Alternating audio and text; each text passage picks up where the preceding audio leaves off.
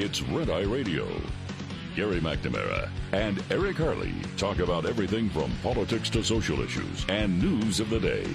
Whether you're up late or you're just starting your day, welcome to the show. From the Uniden America Studios, this is Red Eye Radio. Hello and welcome. He is Gary McNamara. I'm Eric Harley. As we move into a Wednesday. Weirdo Wednesday. Gary, how are you? I've come up with a new term. Oh, by the way, good.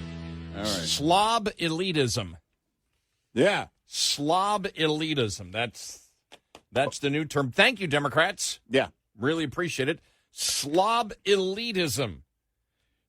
By the way, somebody on Fox News, it was the GOP lawmaker that was saying, hey, the Biden administration is weaponizing the IRS against Hunter Biden.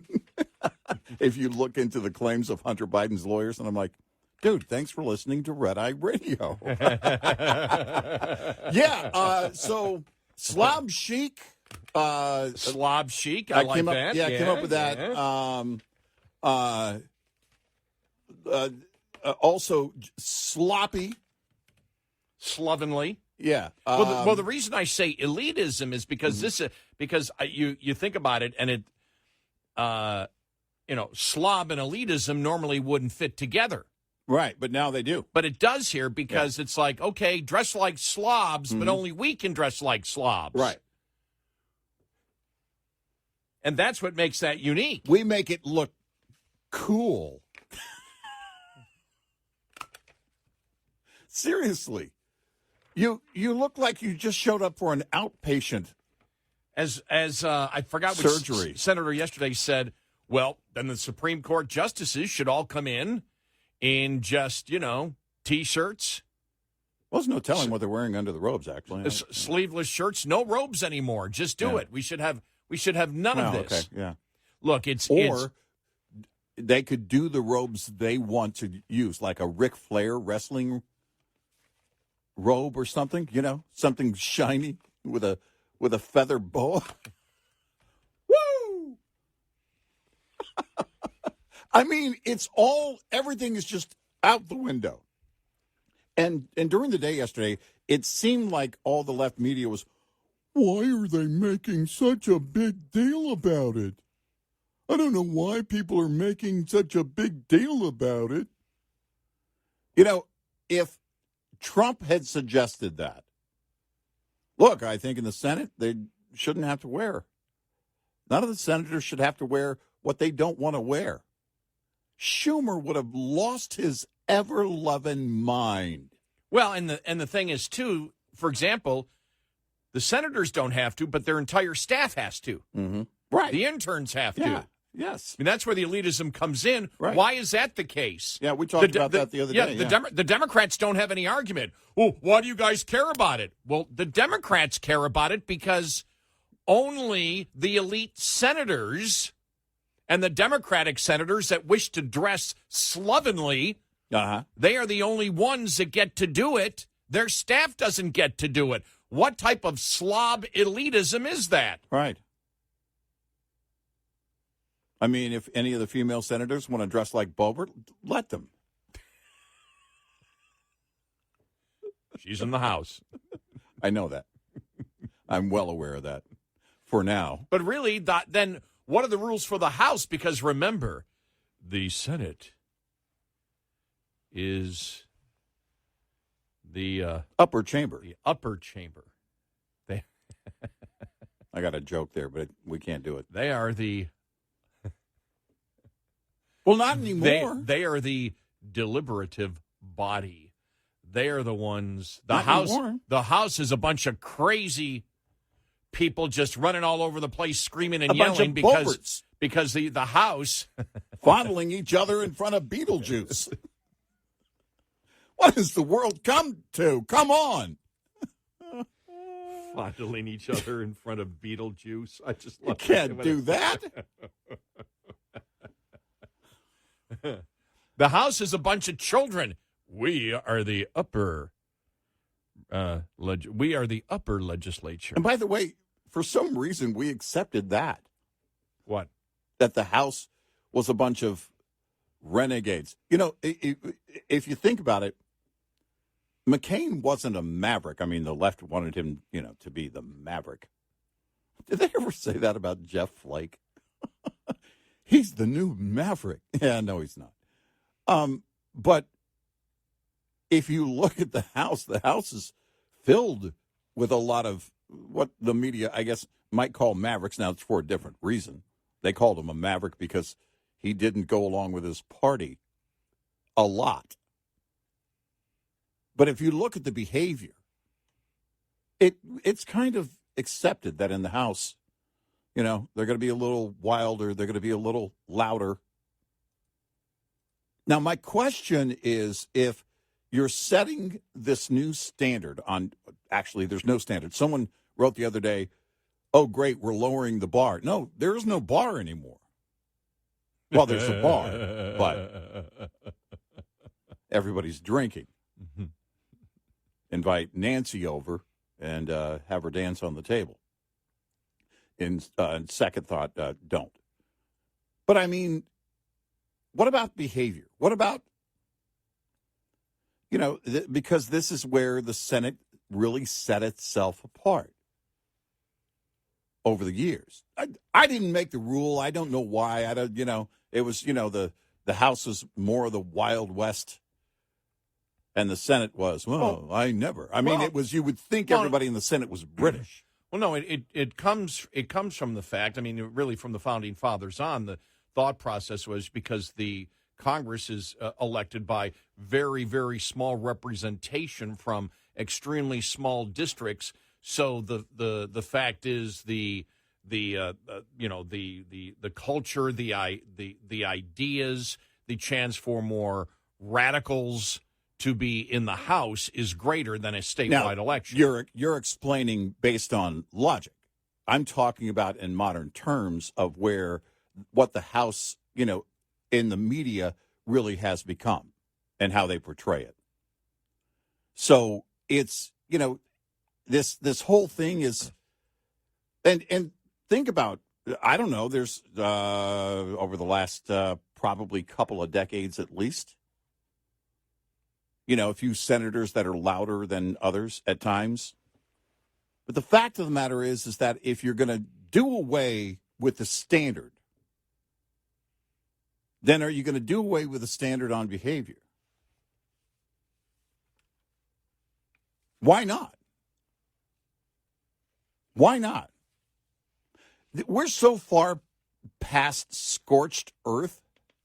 Because I look at this and I was kind of measuring it today. I thought, all right, in the grand scheme of things, it's not an issue in terms of what we're facing with all the other massive issues on the table right now, thanks to Joe Biden being president.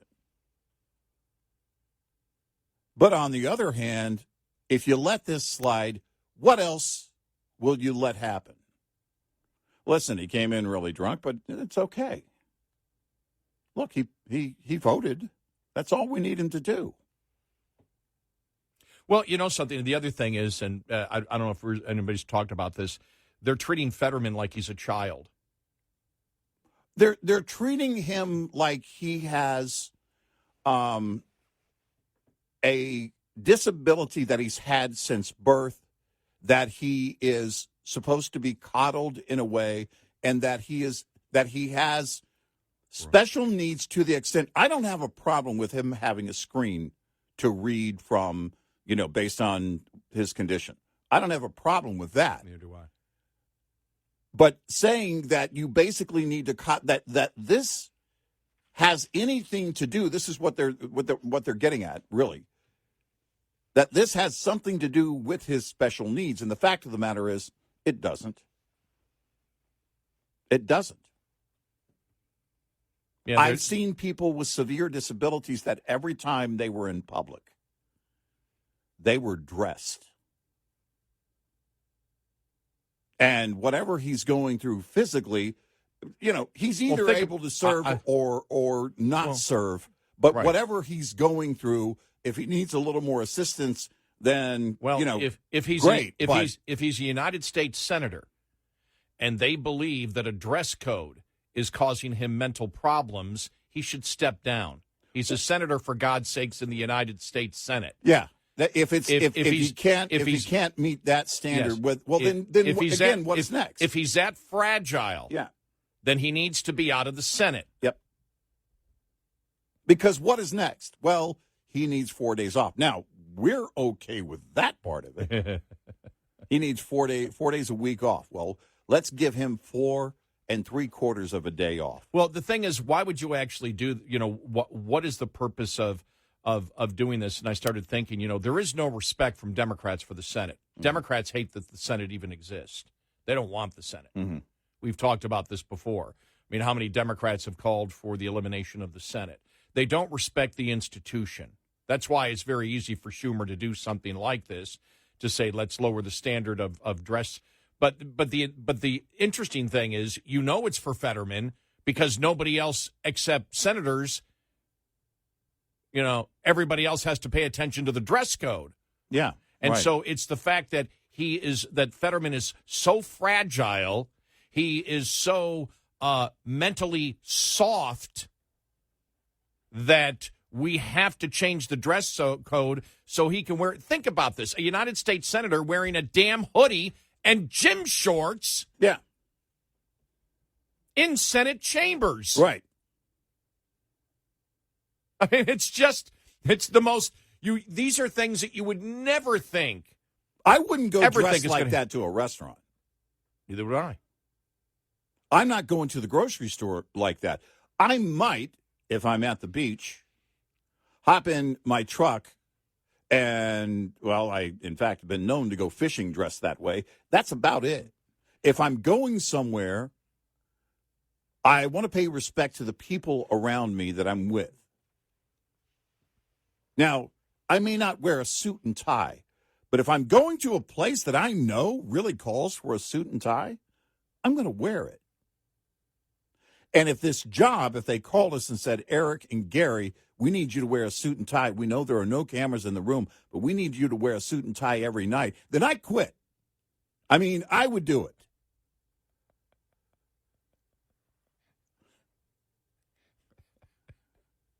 Sorry, y'all. All I own is black T-shirt and blue jeans. But I'm not a U.S. Senator.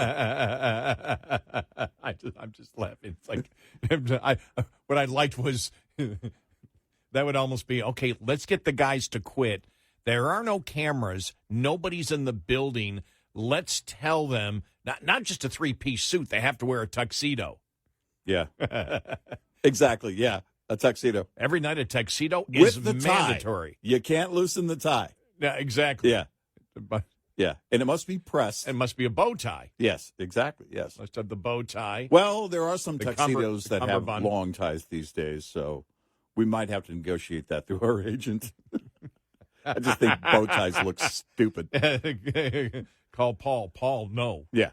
Dude, we're not doing that's bow our ties. agent, Yeah. by the way. Paul, no. Yeah. Sorry.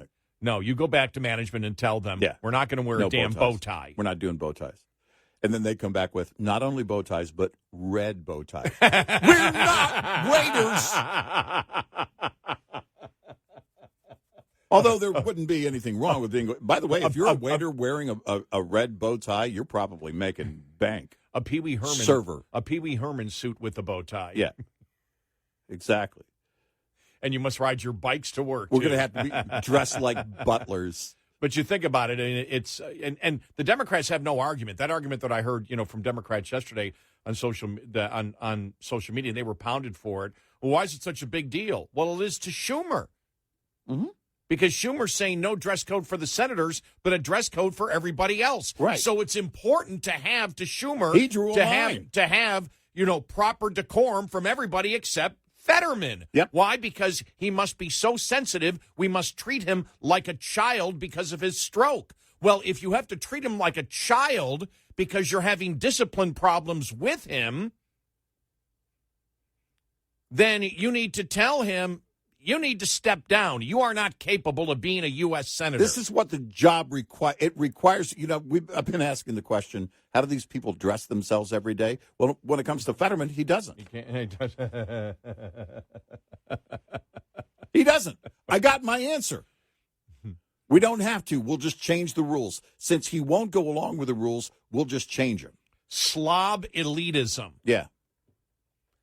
But you think about it.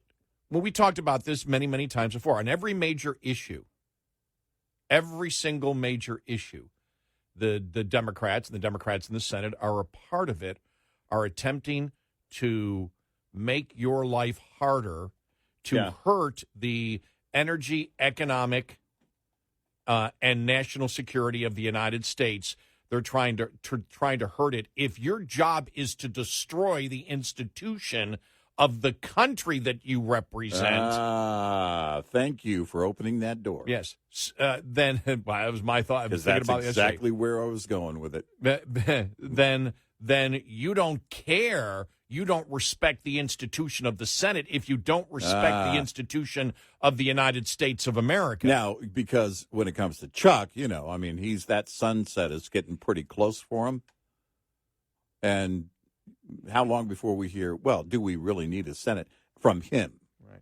Now, we've heard it from other Democrats that are not senators.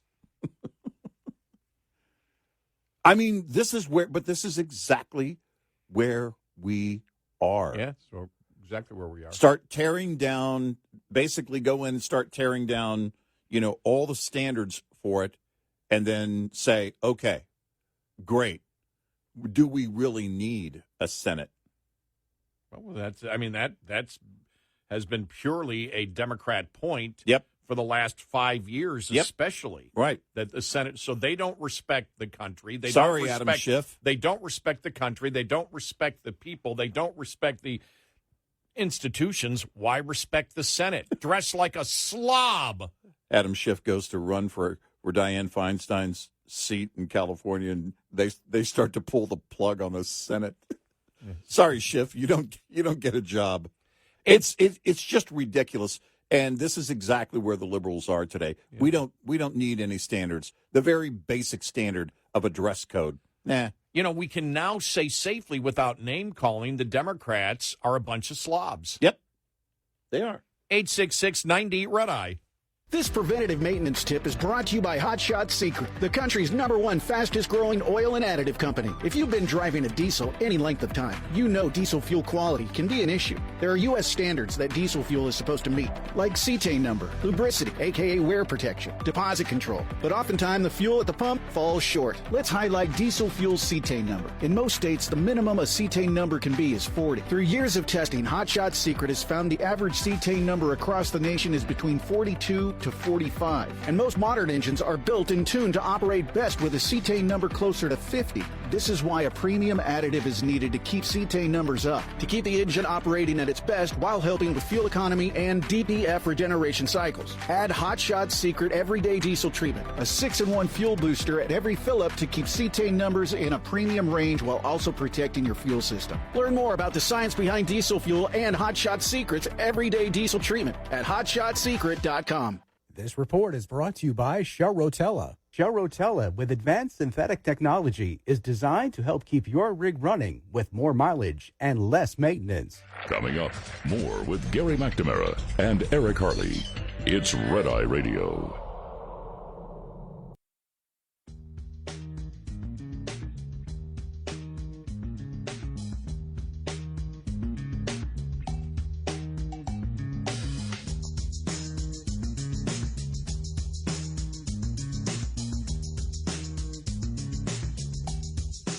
It's Red Eye Radio. He's Eric Harley, and I'm Gary McNamara.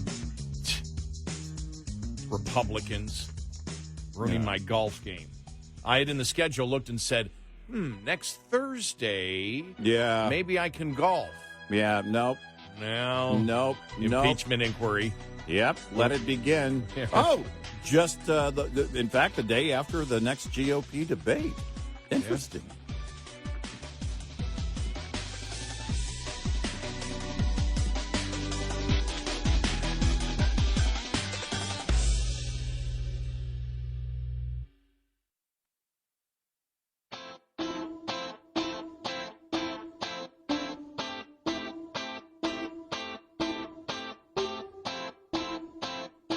You're listening to Red Eye Radio from the Uniden America Studios.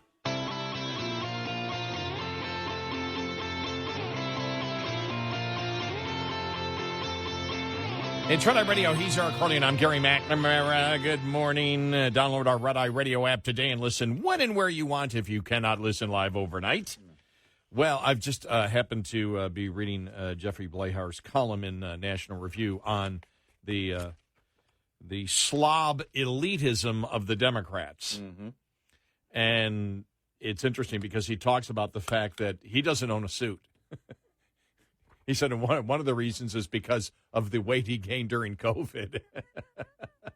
Yeah, I gained weight during COVID, and my mom noticed it. She goes, wow, you gained a lot of weight. And I said, Mom, it's COVID. And she said, how much COVID did you eat? I have my fat suits and my skinny suits. I'm prepared for anything. I actually have a tux. Yeah. Do you? Because I used to do so many events when I was a local talk show host. As a butler? It was my side job. Radio didn't pay enough. I was Jeeves. Jeeves.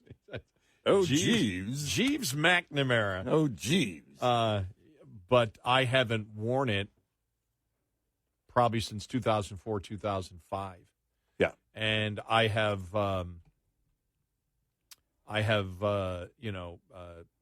sport jackets. Mm, yeah. I don't think I actually have a suit. Mm-hmm. I've got sports jackets and ties, but I never wear them. It's just you just. I have a lot of them. You know, if we have we have a number of business meetings that my wife and I have to attend and things like that, and so when it's appropriate, I'll take a sport jacket, and I have I don't know, probably 4 or 5 different suits that I could wear. The thing is that when we talk about this, the question is, where is the left going with it? We want to all of a sudden start changing standards again. If this was Trump complaining about it, I mean, here was a guy that was, speaking of COVID, remember when he had COVID and he's walking out to get on Marine One to get him over to the hospital? Well, he's always wearing a suit. I mean, I think except for a golf course, and maybe occasionally he doesn't wear a tie, and it's, I think, few and far between. I mean, it's just the way he's always been, though. I mean, that's just kind of, the way he has always dressed. Oh. And, we can start having the conversation about decorum, and decorum does matter. And it matters with your behavior, and that applies to Trump, too. But the fact of the matter is that when you're going to change the rules, I would want to have a standard. I would want to make, if I've made it all the way to the Senate, if I've been elected by my state into the United States Senate, then I want to work for the people. I want my constituents to be proud of their representation. I want my family to be proud of the person that I am, and I want to represent them accordingly. And, that applies, I think, in a number of ways and in a number of settings. But you start changing the rules, that's what I have a problem with. Well, this article from Jeffrey Blehar, he said, and he was like, his point was he's not the biggest suit guy. Yeah, like we are. Right, I mean, right. I might be if I was working during the day. And I know I was when I used to work during the days as a talk radio host. You had salespeople coming in and everything else. And it's like, but, working here, we dress a lot more casually because, and of course, occasionally I have to wear my We're Doomed T-shirt. Sure. But there's nobody here. If we had cameras in the studio, we'd dress differently. It depends, what the situation calls for. But he says, to start, I genuinely believe that when you ask for a major position of civic trust, you owe it, not even to your constituents, but to the institution of government you are entering to pay heed to its tradition and formal rules, even if not always religiously. If you as a politician ask the people of your state for the job of representing them in the U.S. Senate, you owe it to both of them to show up looking and behaving professionally. John Fetterman is not physically prevented from dressing in a manner that befits his office. Exactly. He merely doesn't want to, and he feels he should be excused because of his private misfortune. Right. Or perhaps he perceives political gain in it. Those are insufficient reasons. I appreciated Maine Republican Susan Collins talking sarcastically about whether she should wear a bikini the next time the chamber was in session. I suspect that neither she nor many other senators will be taking much advantage of the new informality, at least not yet. But even more obnoxiously, the relaxation of the code applies only to the senators, not their pages, staffers, or to visitors. Mm-hmm. That is telling as to Majority Leader, as we said, that is telling as to Majority Leader Schumer's concern about maintaining some semblance of standards. He himself felt the need to stipulate in his announcement that he would continue to wear a suit, which is a shame. I think we'd all prefer to see what Schumer looks like in a Hawaiian shirt, shorts, and sandals.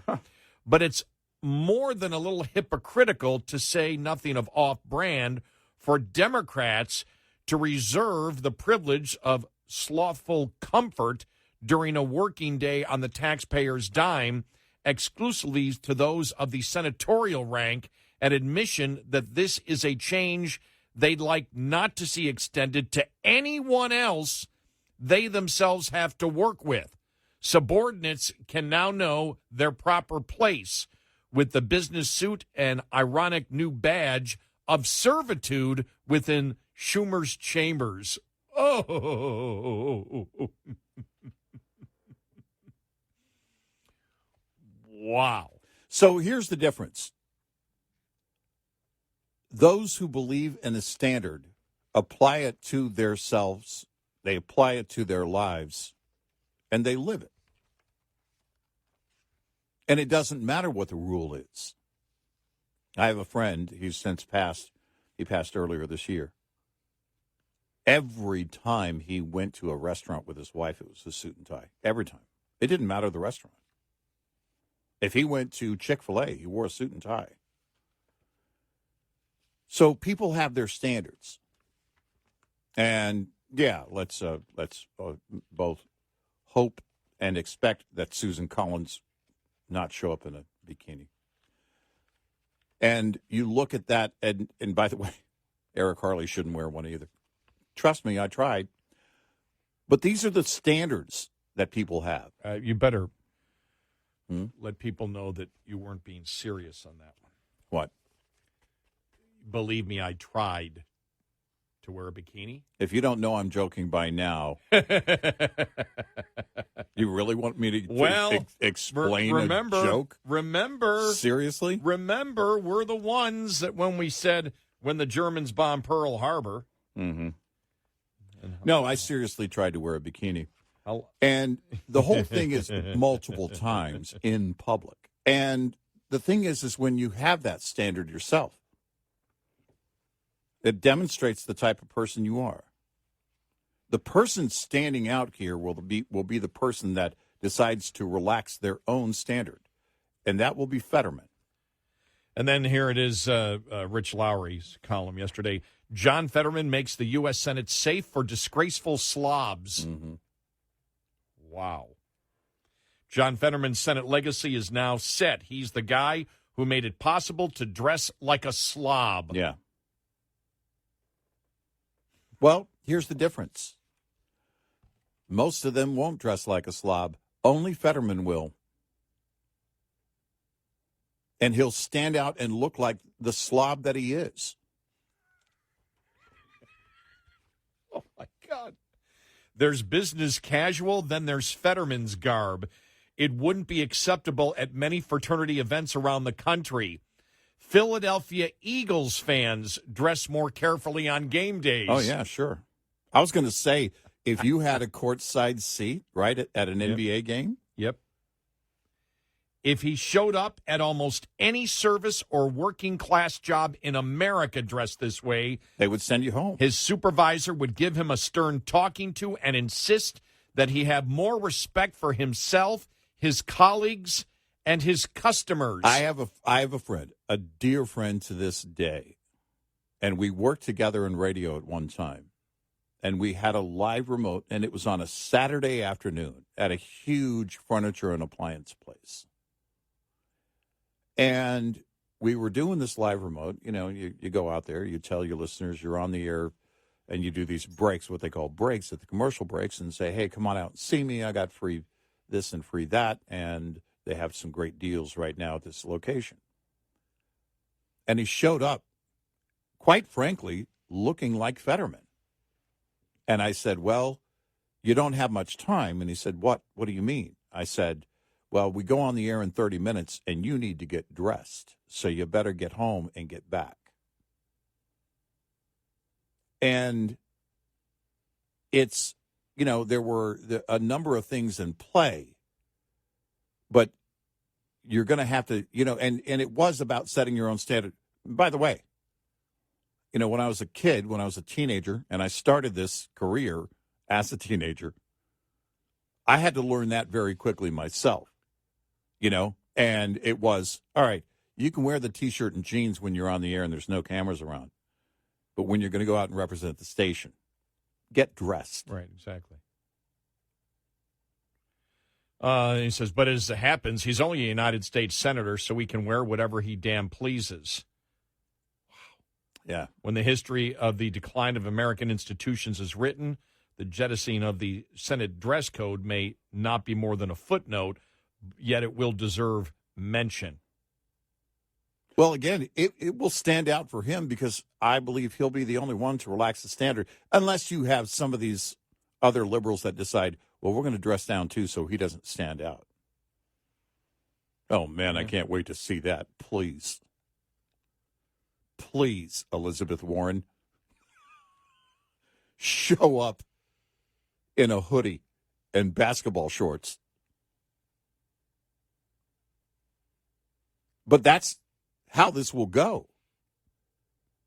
It's ridiculous that we're changing a rule in the Senate for one person who doesn't require that rule change to operate as a United States senator. No, does not. It is absolutely ridiculous, but it really falls, when it comes down to it, on him. Well, he's the one that will still stand out in the end. But again, it's the symbolism backed by the substance of no respect for American institutions that come from the highest level of Democrats out there. But as I said before, and you were thinking the same thing, I just said it first, and that was the fact that when you have a political class or a political group that's only goal, and we've talked about it on every single major issue, it is to injure and harm the United States. If that's what your goal is, then you don't have any respect for the institutions in the United States. And that's where the Democratic Party is. Exactly. You know, right now. Look at their behavior, and then you'll notice, okay, the symbolism is starting to mirror their actual behavior. Right. We're slovenly slobs because we don't respect this institution at all. Right. And we wish to do damage to the United States, and everything in our behavior mirrors that. Right. Yeah, I mean, this is, you know, we've decided that standards don't matter, rules don't matter. I mean, what will be next is, and Democrats have already said it out loud, not in the Senate, not those in the Senate, but other Democrats, we don't need the Senate. Yeah. So I'm sure when Chuck is on his way out the door, it'll be like Megan Rapinoe. You know, just change the rules as you're leaving. Right? 866-90-RED-EYE. Lines open for your calls. 866-90-RED-EYE on Red Eye Radio.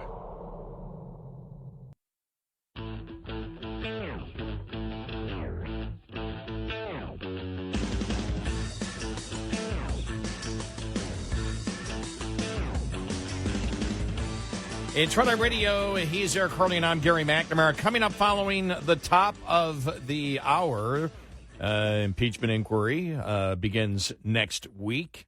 And the Republicans, James Comer, talking about the fact that they're going to be issuing subpoenas for financial records. So we will get to that. Democrats now worried because Trump has jumped on the auto worker strike, and Biden seems to be ignoring it. That more coming up. 866-90 Red Eye.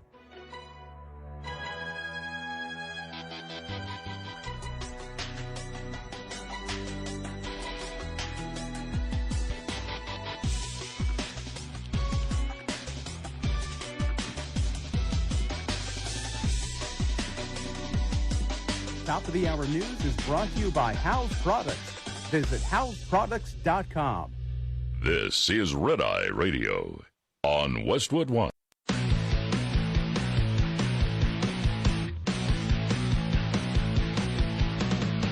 Now, it's Red Eye Radio. Gary McNamara and Eric Harley talk about everything from politics to social issues and news of the day. Whether you're up late or you're just starting your day, welcome to the show. From the Uniden America Studios, this is Red Eye Radio.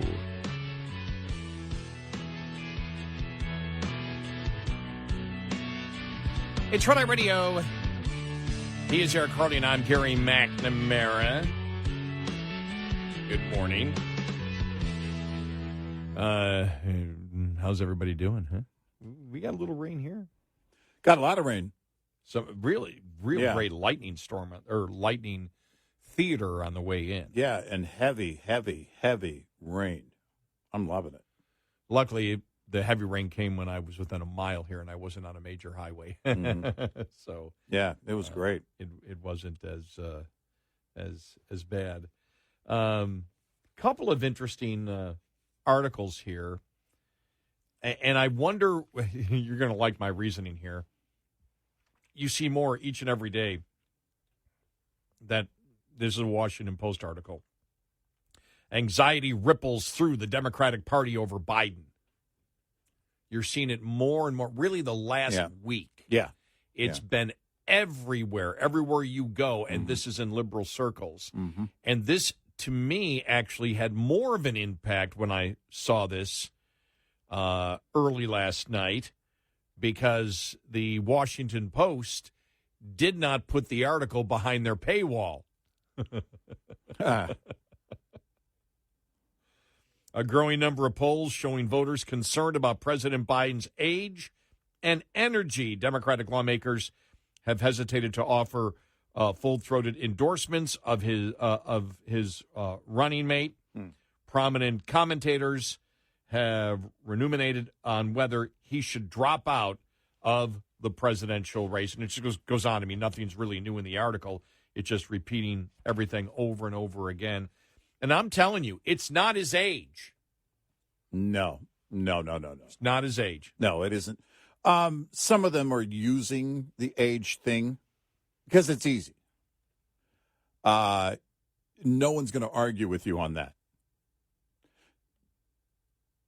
with the exception of a few old people. Yeah, it's not the age, because he's still sort of the same that he was when he ran in 2020, but they just kept him in the basement the whole time. They knew. Well, it was very clear to anybody paying attention, he couldn't really have a debate then, and it's much worse now. If you think about it, and I was waiting for them to, jump on the new COVID variant and, and they did it a little bit. The president had to leave earlier. He left right in the middle of the ceremony because he didn't want to be exposed to too many people. But they can't do that to the extent they did it in 2020. Remember the press chairs that actually had circles around them? And then he's walking into this, and it was in a park or somewhere. I forget where it was. And they had them all like 8 feet apart, individual chairs and the whole thing. and he ran from his basement. And you can't do that now as a sitting president. You simply can't do it. And frankly, with his defiance, he doesn't want to do it. Well, let me ask you this question. Does either of the lead candidates do themselves benefit when they speak publicly? I'm talking Biden on one side and Trump on the other. Trump doing the interviews over the last couple, and his interviews, what has he talked about? He has promoted Bernie Sanders-like economics. He's still getting, raked over the coals about abortion and also getting raked over the coals about the radical transgender movement. Because in the radical transgender movement, he was hemming and hawing, and the answer, as we said yesterday, is no. But I guess until you see a massive shift, in the opposite direction of a primary poll. That's not the point of whether the polls are shifting, because the polls aren't really shifting for Biden when it comes to, some of the polls they've always been close either way. And when it comes to the nomination, he has it easily. This is about when they speak, what comes out of their mouth. Well, my point to that is that if you look at it and Trump is outperforming everybody in his field in the polls, he's going to look at that and say, I'm not going to do anything differently. They must be loving it because I'm doing great in the polls. And I guess it won't change until there's something different in the polls, if it changes at all. I don't think many Republicans, where his support is, were in favor of his answers on abortion or the radical transgender movement. No. Some populists that then the Republican Party is growing more populist socialist every year that we go along might have agreed with his Bernie Sanders 10% tariff on everything into the country. Conservatives did not. There is not an overall message that Trump puts out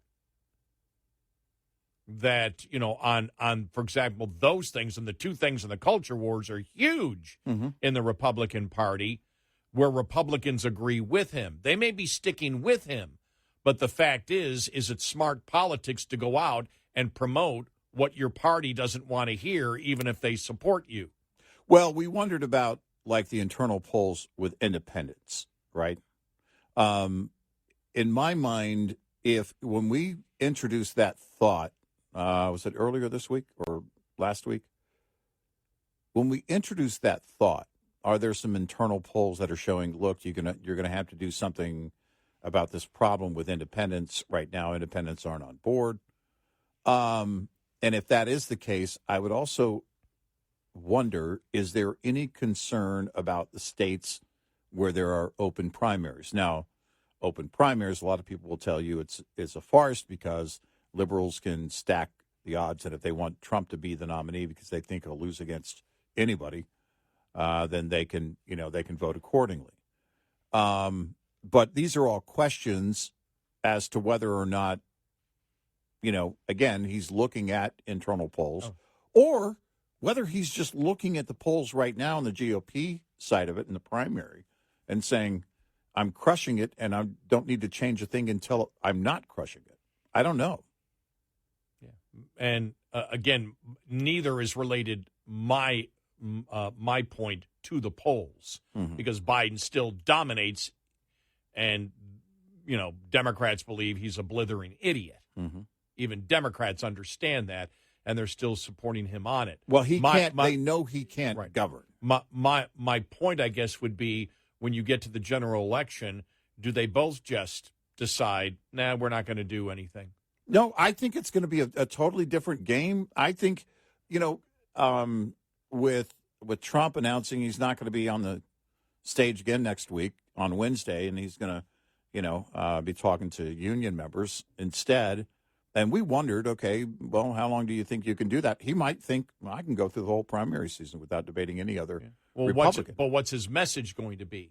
Well, let me also throw in ethanol when he talks about subsidizing ethanol. Sure. The things that Trump is loudly promoting are Democrat liberal points. Yeah, sure. That's what he's been promoting the last couple of weeks when he's doing more interviews. Yep. They're all Democrat talking points and the things that we completely disagree with as Republicans. Mm-hmm. And so you look at it and you go, okay, so it does, and we asked the question. I agree with you on that. Is he looking at it? Does he believe, look, I've got the primary sewn up. Now I've got to pretend that I'm willing to cross over? Well, because it goes back to living in a bubble. We talk about the blue bubble that Gavin Newsom lives in, and you know how he believes he's likely believes that he believes he's a hero all over the nation, and with some liberals he is, but it's nothing like what he gets in California, and that could apply here if you're living in any bubble, however you define a bubble, and say, well, like Trump went to Iowa last week or week before and got that huge reception. And if you see that, look, there are going to be those moments when you show up and everybody's going to applaud. First of all, you're a celebrity, and then you're a former president, and you still have strong support. Because it was interesting to me when we talk about independence, the first state I think about is Iowa. When we talk about trade, I think of Iowa because of the farmers, and you think of the pork farmers and the corn farmers and all of those that were affected by the disruption in the trade routes based on the tariffs of before. Now, we were for taking action against China. Right.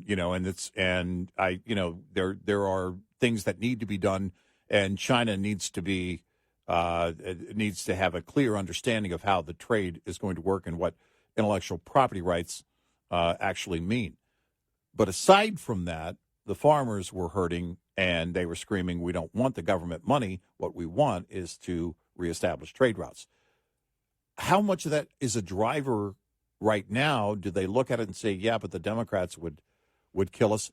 I don't know. I mean, it's so hard to get a read on, and also on what I know what Joe Biden thinks. I know how his mind works. It's very clear. He's defiant at every turn. If the polls showed he only had a 2% support with the Democratic Party, and they may show that eventually, then he would say, well, blah, blah, blah. Come on, Jack, I won and I'm going to win again. And, he's just defiant at every turn. And I don't know how you get a Joe Biden to decide to drop out of the race to not run again. Let's look at it. If you can't, I think it's tough to judge. You can't. I don't believe you can judge Republicans, or at least Trump, as the same standard with independents as you do with Biden. Oh no, because on the issues, I mean, Republicans were more issue driven. I don't know if they are in this election. Mm-hmm. Because for example, on the abortion stuff, you've seen a lot of people rise up, conservatives say, what would he do? Well, right. It's ridiculous. Everyone knows it's ridiculous when Trump said, I'm going to find a solution to abortion that everybody will be pleased with. Mm-hmm. That's outright delusional. Yeah, it is. That's not going to happen. We all know that. Mm-hmm. You can be the biggest, most loyal Trump supporter. That's a load of horse manure. Mm-hmm. But when you see everything that Trump has, the four major things that are not Republican conservative, points at all, his, ethanol. Mm-hmm. That's right to the whole climate change thing. Yeah. You think about the Lordstown EV plant when he was president, how we endorsed that, and we went after him for that. Mm-hmm. Well, it's Donald Trump, and if it's Donald Trump, well, then he's a business person, and he knows how the government can be a better central planner for the economy and have electric vehicles succeed. Mm-hmm. Horse manure. Mm-hmm. So you look at things like that, and his still wanting to subsidize ethanol, which is not needed. You don't need to subsidize ethanol. You need to subsidize ethanol. Will Trump, and it'll be interesting to see what he talks about with, next week with these auto workers. Is he going to go down the route that, we're going to invest in good automobile, jobs, which means, or electric vehicles, or he's going to do the right thing and say, your union leadership sucks. Mm-hmm. That they went along with the Democrats and the electric vehicles are wrong. You need to produce gasoline vehicles that can make a profit because you cannot. I think it was the Wall Street Journal had an editorial. No, it was somebody. It was an op-ed piece in the Wall Street Journal. Someone saying about that the whole thing, the whole Infrastructure Act and all that and all the money that's given for so-called investment is the whole point of it is to have much higher salaries, union salaries. You're actually subsidizing the high salaries and much higher salaries of these industries that can't make a profit, and talked about how, that's going to crumble beneath it. So it's really important to see what Trump's going to say here. But when you take the ethanol, when you take Trump's support of the Lordstown, electric, vehicle plant, where he basically said, those electric vehicles are wrong, this plant is doing it right. Well, they weren't. They went bankrupt. Mm-hmm. And so it wasn't done right, and central planners can't save it. And so when you take that and everything else that he has talked about, the liberal transgender movement where he couldn't give a straight answer on it, abortion where he couldn't give a straight answer on it, how many times can he go out over the next 6 months and just promote things that are diametrically opposed to most Republicans and what Republicans think? And I don't know. I'm putting that in a question form because you're right. It hasn't affected his poll numbers, and that's why we asked yesterday, will Republicans elect, if he goes out and just completely goes as far left liberal as you can imagine, and on many of these issues, that's the fear right now, will Republicans still say it doesn't matter, he is the symbolism that we're going to stand behind? Even if the substance I'm convinced for now that is the case. I don't know what changes it. But was it you who said this is the most? Was it you who said it off the air or on the air yesterday about this is the most ever you've ever seen Republicans practice political idolatry? Yeah, it's everything is because you look at the drivers, right, of where we are, and what is the driver? Right now, this is the Republican Party. This has been the greatest idolatry. Even with Reagan, it was based in, you knew what Reagan thought on issues. It was very clear long before he even became governor of California. You knew where he was on the issues. Certainly, if you didn't, you knew it before he became president. And that's the difference. And now it's just open to idolatry. It really is just idolatry for a lot of people. 866-90 Red Eye. This owner-operator driver report is brought to you by Shell Rotella. Shell Rotella with advanced synthetic technology is designed to help keep your rig running with more mileage and less maintenance. Leased owner-operators should be aware of 4 common revenue myths, lest you fall into the trap of mistaking revenue for profit. Myth 1, concentrate on increasing revenue because costs will take care of themselves. This is not true, as costs are fundamental to the profit equation and the area where owners exert the most control to improve. Myth 2, more revenue per mile is the answer to all problems. Though carrier pay packages differ in structure, revenue per mile really doesn't change much from company to company, but there can be a big difference in miles, overall gross revenue, reimbursements, and fees. Myth 3, all you have to do to be successful is run a lot of miles. In reality, revenue is only half of the profit equation. Costs are the other half. It's possible to generate a lot of revenue, yet spend $1.10 to make every dollar. Myth 4, you can tell how well you're doing by the size of your settlement check. The settlement check is only a part of the success picture. Miles driven, loads hauled, conditions, mechanical problems, time off, and especially costs all have to be considered. This report is brought to you by FPPF, Fuel Power Max. Get in touch with Red Eye Radio, toll free at 866-90 Red Eye.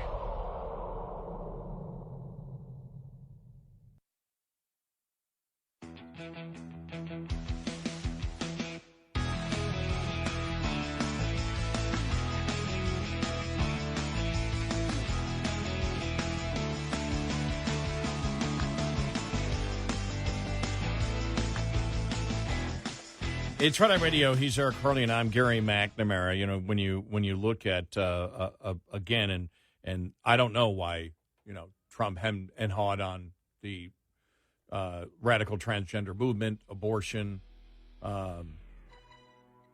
subsidies, things like that. But you look, and he may be going for, that's his thought process. I need to get independence. Republicans in the House with this shutdown, we'll get to that coming up. Are they facing the exact same problems here? We'll talk more coming up.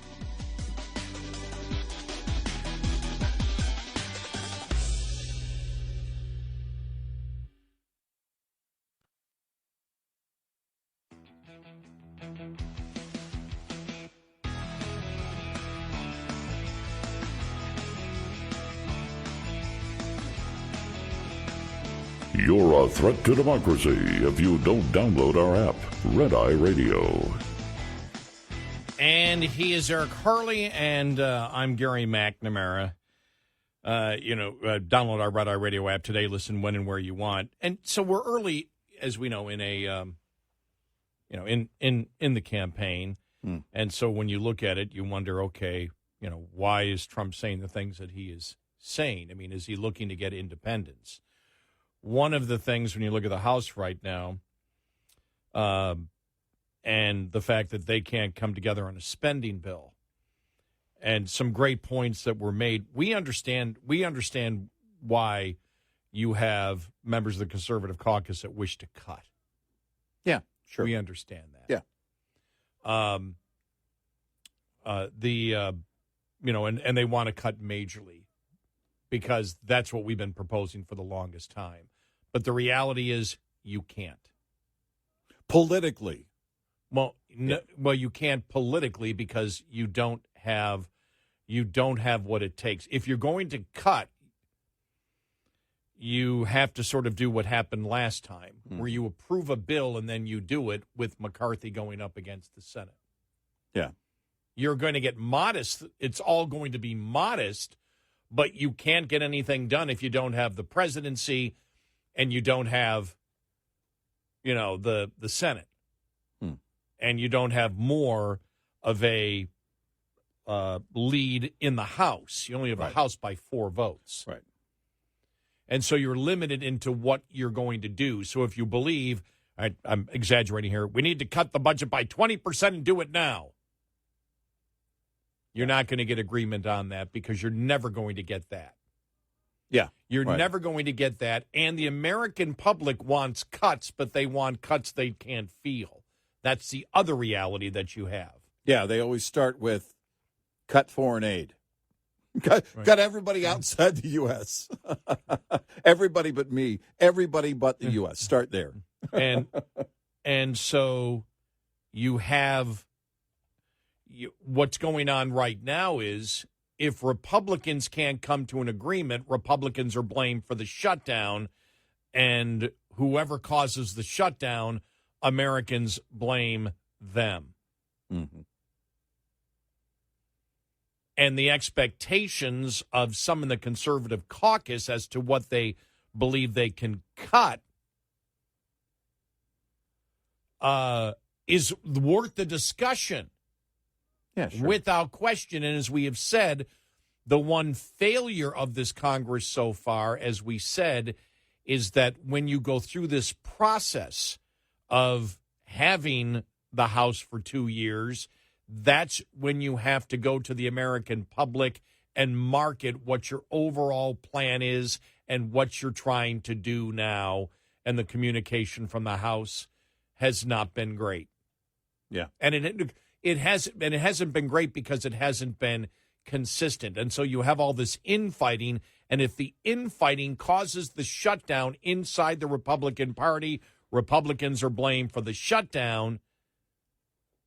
And then, I think the Wall Street Journal pointed out, when Republicans are blamed for the shutdown, Democrats will actually be able to get more to reopen government back up.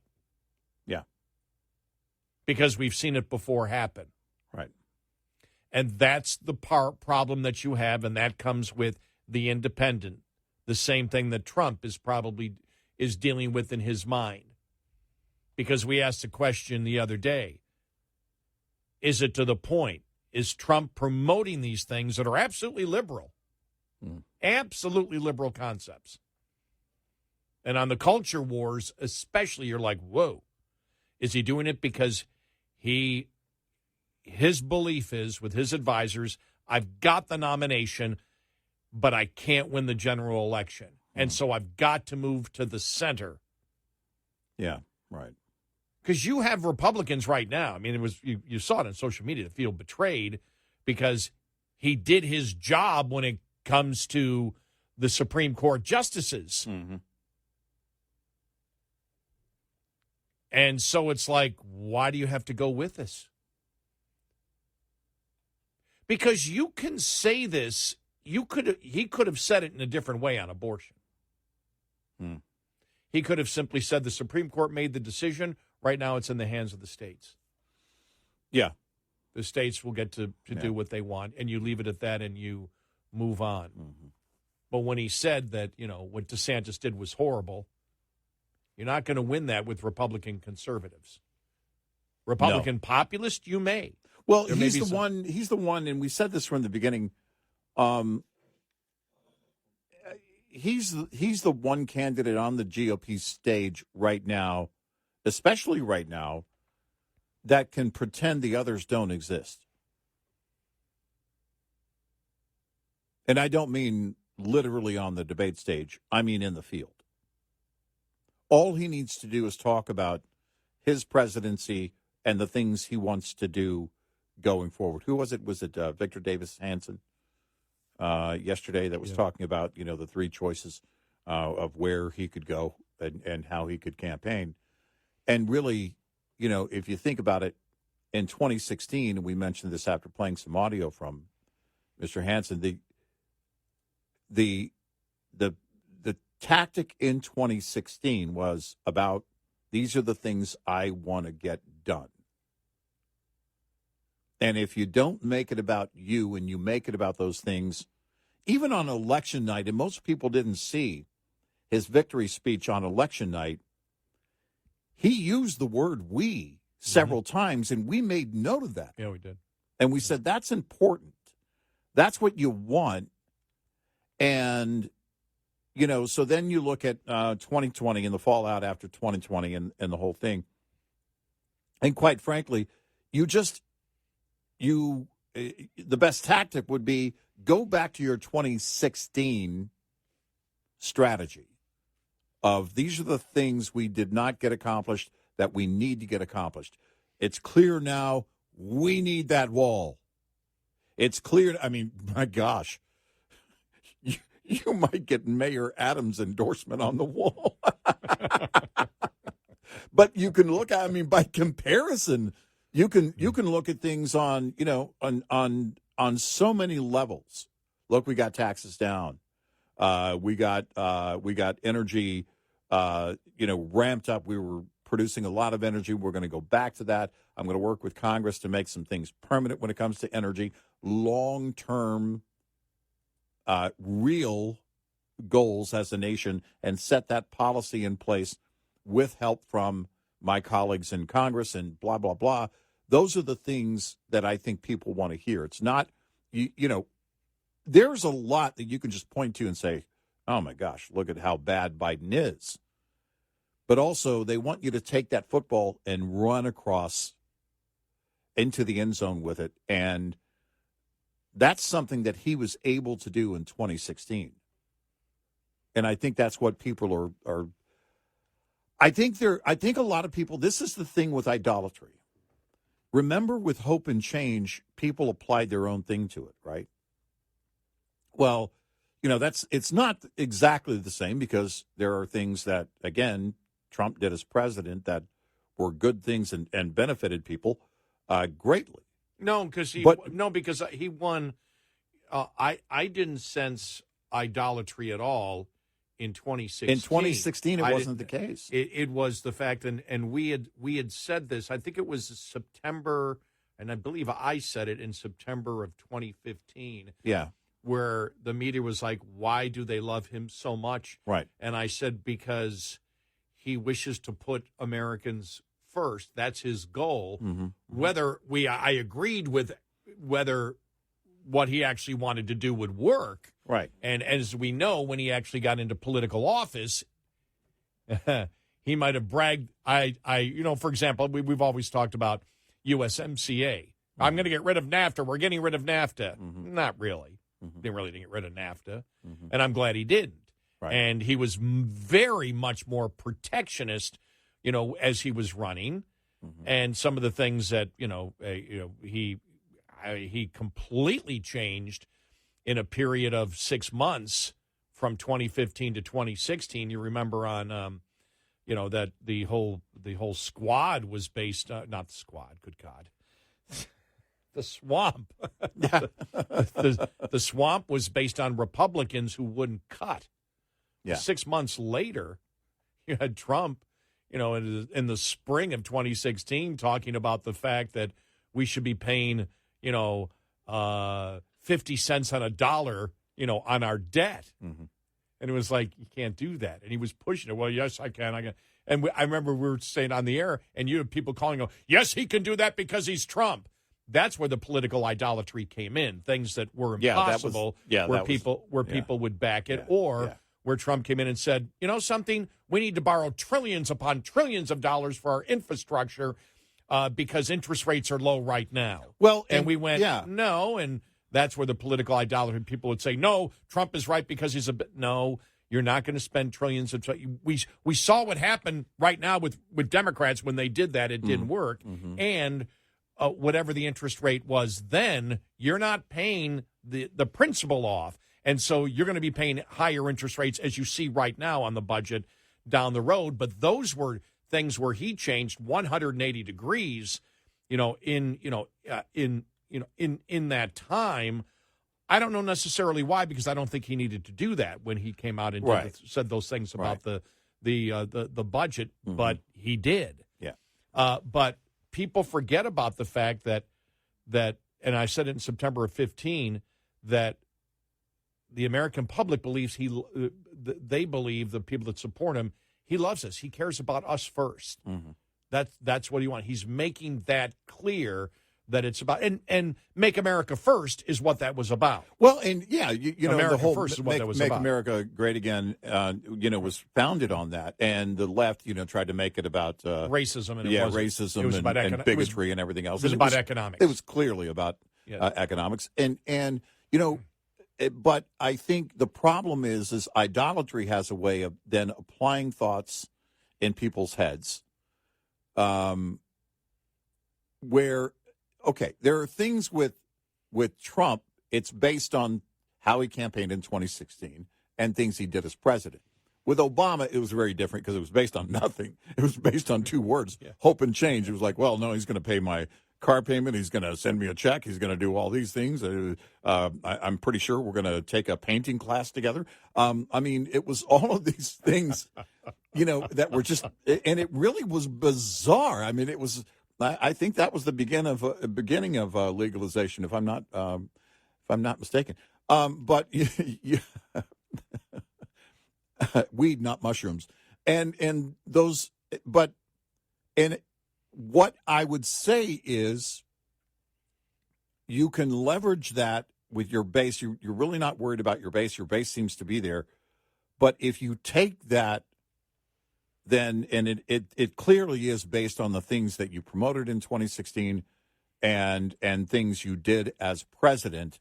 If you apply that, then that's your best shot, in my opinion, and, just my opinion, that if you apply that, you say you use those standards and tactics and strategies from 2016 to say, Look what I got done. I got this done, this done, this done. It goes back to the editorial board of the Wall Street Journal in the fall of 20 when they were saying, look, just promote your accomplishments. Well, we criticized Trump for that. You're not even your own cheerleader anymore. Right, yeah. And a guy who has always been his own cheerleader, likely as a young child, everybody knows I got the best grade in school. Everybody knows. And, he's been a self-promoter to no end. It was and sometimes fun to watch. The left loved him and made a celebrity out of him for doing that. And so you can promote the things you actually got done without hyperbole even. Of course, we know it will apply. And I believe that's your best shot at connecting with independents. 866-90 Red Eye. We'll be right back with more Red Eye Radio with Eric Harley and Gary McNamara.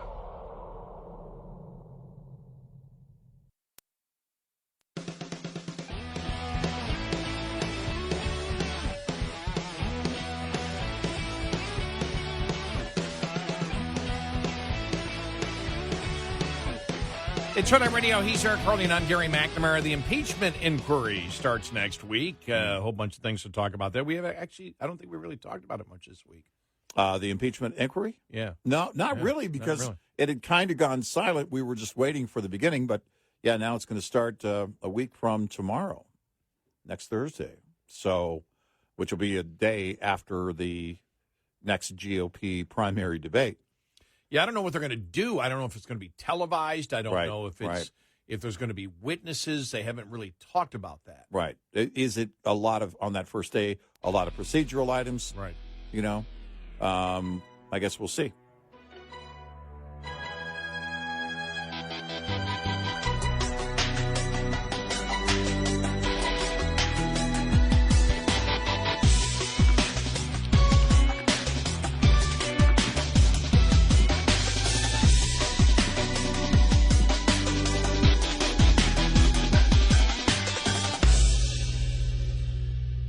This is Red Eye Radio on Westwood One.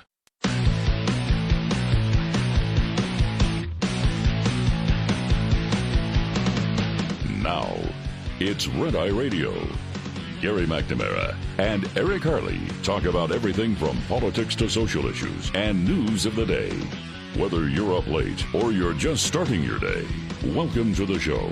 From the Uniden America Studios, this is Red Eye Radio. All across America and around the planet, we are Red Eye Radio. Good morning. He is Eric Harley, and I'm Gary McNamara. All right, I just found this audio cut. I didn't listen to it. It's from Fox. But I want to play it because it just looks very juicy. All right. It's Martha McCallum interviewing John Kirby about illegal immigration. Okay. And saying, basically, why doesn't the president address this? And Kirby responds, apparently, he absolutely addressed this. He doesn't talk about it. He never talks about it. And that's a great point. When does he ever talk about what's going on at the border? I haven't heard him talk about any of it. No. The questions are asked to Kirby and things like that, but the president really doesn't address it. Let's hear this. Okay, here we go. Right. So why doesn't the president address this? It's a very urgent need in this country. While he's talking to the UN, really missed opportunity today? No. I mean, he's absolutely addressed He doesn't talk about it, John. He never talks about it. He has addressed this with those leaders in the region. We were just down in Mexico City several months ago. He's had multiple now, 2, I think, summits for democracy. At each one of them, this issue comes up. At each one of them, he addresses it with those leaders. I mean, that he didn't have a specific conversation today doesn't mean that he hasn't had in the past or that he won't in the future, or that the Secretary of State isn't also having these discussions.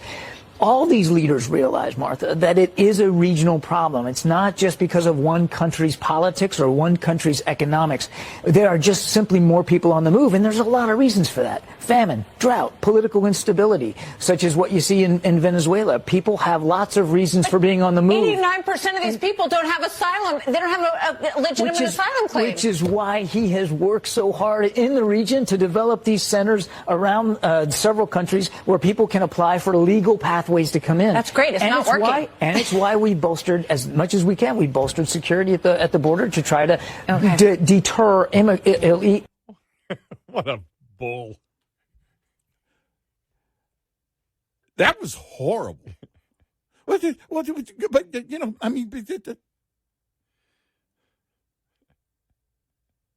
I mean, that's just really horrible. He sounds like a child. His energy level alone. And it continues here. I have more. Here we go. Here's more on this conversation. President Biden did not say a word about our southern border today. He didn't meet with leaders from Mexico, Guatemala. You have 10,000 people crossing the border in unprecedented numbers. How is this something that he doesn't address when he's in New York City, where there's a crisis unfolding less than a mile away from where he's speaking? Well, Martha, he did address the challenge of regional migration in the speech. He talked about the Los Angeles Declaration for Migration and and support for migrants. He knows, and he addressed it again in the remarks, that this is a regional thing. You're not wrong. I mean, there are more people on the move in this hemisphere now. All right, it was the same thing. Yeah. And he didn't meet with Adams. It's like, the immigration problem is happening at the border because the Democrats and the president want it to happen at the border. Yeah. It's very clear. We all know it. Wow.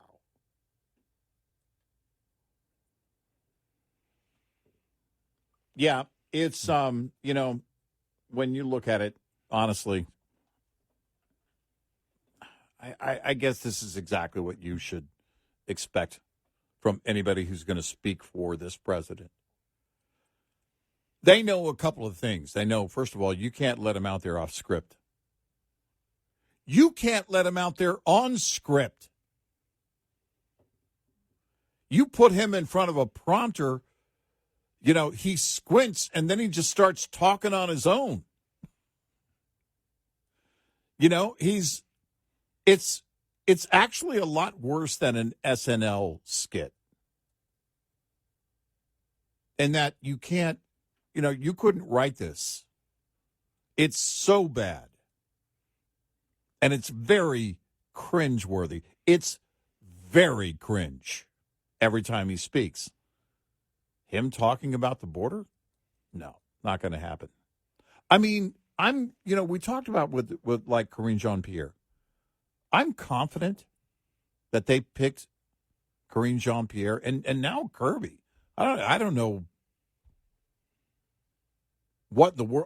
Kirby used to be one of those guys who could just answer a question, blah, blah, blah, blah, blah, blah, blah, blah, blah, blah, blah, blah, blah. And now he sounds like a teenager. You can't defend crap. No, you can't. And he sounds like a teenager trying to defend. Well, I know I wrecked the car. You're not wrong. You're not wrong. I wrecked the car. But you know what? You still have a car. You can't drive it, but you still have a car.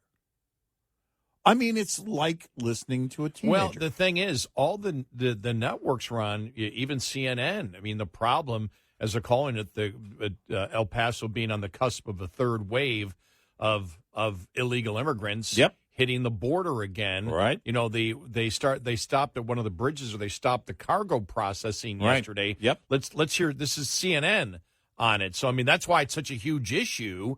And it's like, he doesn't care. No, he doesn't care. Doesn't care. There are more than 20,000 migrants in the custody of Border Patrol and Customs and Border Protection right now. So a great deal of concern as to what exactly this means and how long this surge might last. That was CNN yesterday. Yep. Let's go to... Okay, this is more from CNN yesterday. Here we go. Migrant crisis at the southern border is exploding once again. This morning, officials in El Paso say the Texas city is on the cusp of a third wave of migrants, and local shelters are already over capacity. The region has seen a spike in migrants at the Texas-Mexico border, averaging about 1,200 encounters per day. Let's go to we'll go to News Nation, also covering it yesterday. So 5 people saw it on News Nation, so we'll at least double that here by playing this audio. This morning, U.S. Customs and Border Protection announcing it is temporarily suspending cargo processing at the Bridge of the Americas in El Paso, Texas, because you guessed it, that huge surge, that continuous influx of migrants crossing into the country illegally. That means truckers who usually make the crossing, they'll have to find other routes. Officials closed a pedestrian border crossing in California for the same reason. This problem has no solution in sight. Well, because nobody's looking for a solution. Yeah. The administration isn't looking to solve the problem. No. They created the problem. Right. This can be solved. Yeah. They don't want to solve it. Well, and the thing is, it's, trying to make the case that we're in a different time now, that it's just now that people wish to come over the border, creating this problem that we're trying to stop it. But there's so many, it's a regional problem. And there's, one good thing is, though, what did Kirby not give as a reason for migrants crossing, illegal immigrants, migrants, whatever status they have, for crossing the border? What reason did he not give? Climate change? Climate change. Because that, how you know that they're not really trying to solve the problem? When they came out and said the reason people are crossing is climate change. Right. That's when you knew, okay, here comes the bull. And this is a lot of bull. Well, no, they missed an opportunity where it's, some of the cooler air has made it down to, even the southern part of the United States. But in Nicaragua, it's still very warm. They're coming up here because of climate change. Totally botched it. Which, by the way, would still be botching it in our opinion. But this is with all of the media basically waving this flag. Hey, look at this crisis. We're at the point now of having to shut down these crossings and all of these entrances because they don't have enough personnel to handle everything that's flooding the border. I expect Biden to go on vacation. Well, this administration is spreading more feces than the Buffalo Bills fan did yesterday or 2 days ago. Yeah. It's just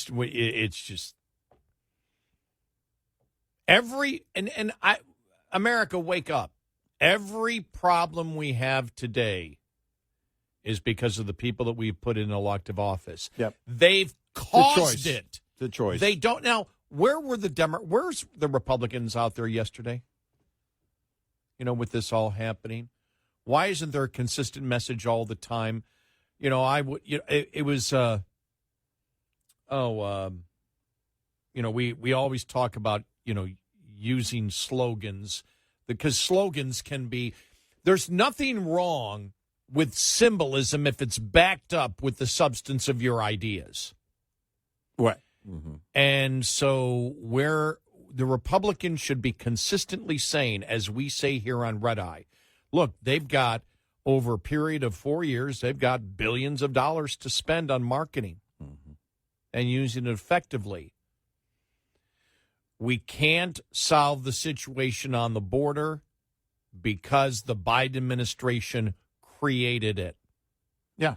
The Democrats do not want to solve the problem on the border because they created it. Mm-hmm. The administration and the Democrats don't want to solve inflation. They created it. The grid problems that we're having, the Democrats can't solve it because they created it. Well, you've got the mayor of New York City screaming bloody murder and has been for months and months and months, screaming for help. And Biden just says, no. I mean, think about that. Yeah. Yep. Think about that. It's not the mayor of Del Rio, although, back with the International Bridge situation there, that mayor is a Democrat. But, of course, it wasn't going to happen with a border town. We're talking about New York City, though. Mayor Adams Nope. Nah, we can't do anything for you. We can't do it. Sorry. Because they don't care. This is part of the plan. Yeah. They don't care what's going on at the border. Listen, if you were and by the way, think about this, Democrats. They don't care what's going on in New York City or Chicago or Los Angeles. No. They don't care. Nope. So they don't care if you're a Democrat that's suffering about this. They created this problem. They have no incentive to solve the problem. What's going on right now with illegal immigration in this country is the policy that the Democrats want. It's what Biden promised in 2020. Yeah. If you were deported during the Trump years, we want you to come back. We want everybody here.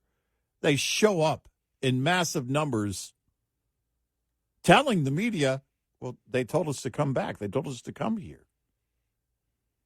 Why do you think we're here? And the cartels are looking at it going, my gosh, we can create such a problem, such a crisis at the border that we'll just have our way at all of the non-crossings. We'll control everything, and they do. The cartel has greater control of our southern border than the U.S.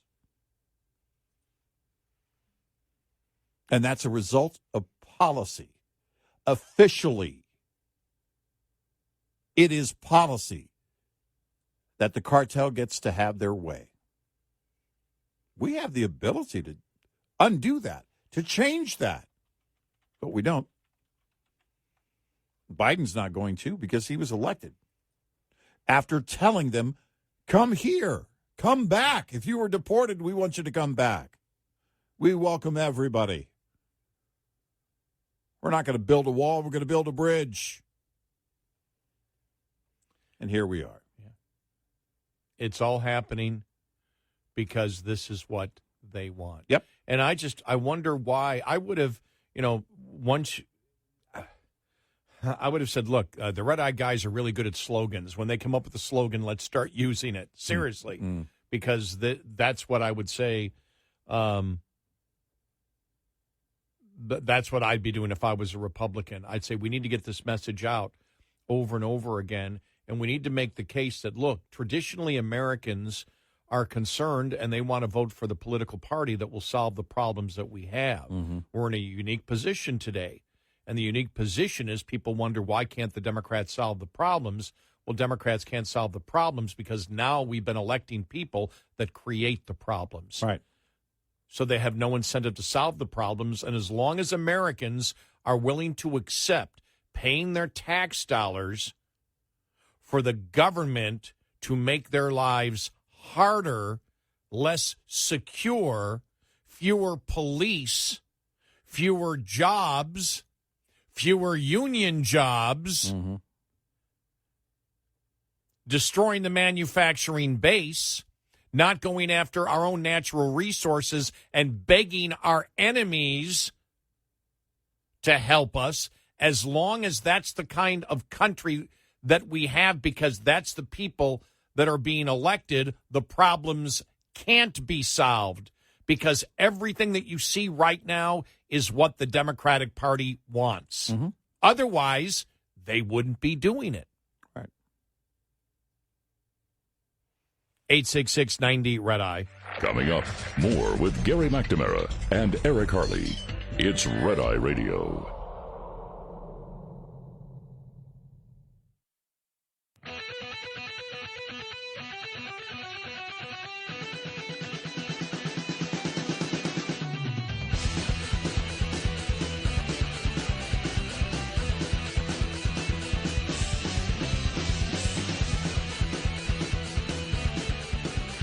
It's Red Eye Radio. He is Eric Harley, and I'm Gary McNamara. And I guess all the indications are the Fed isn't going to raise rates today.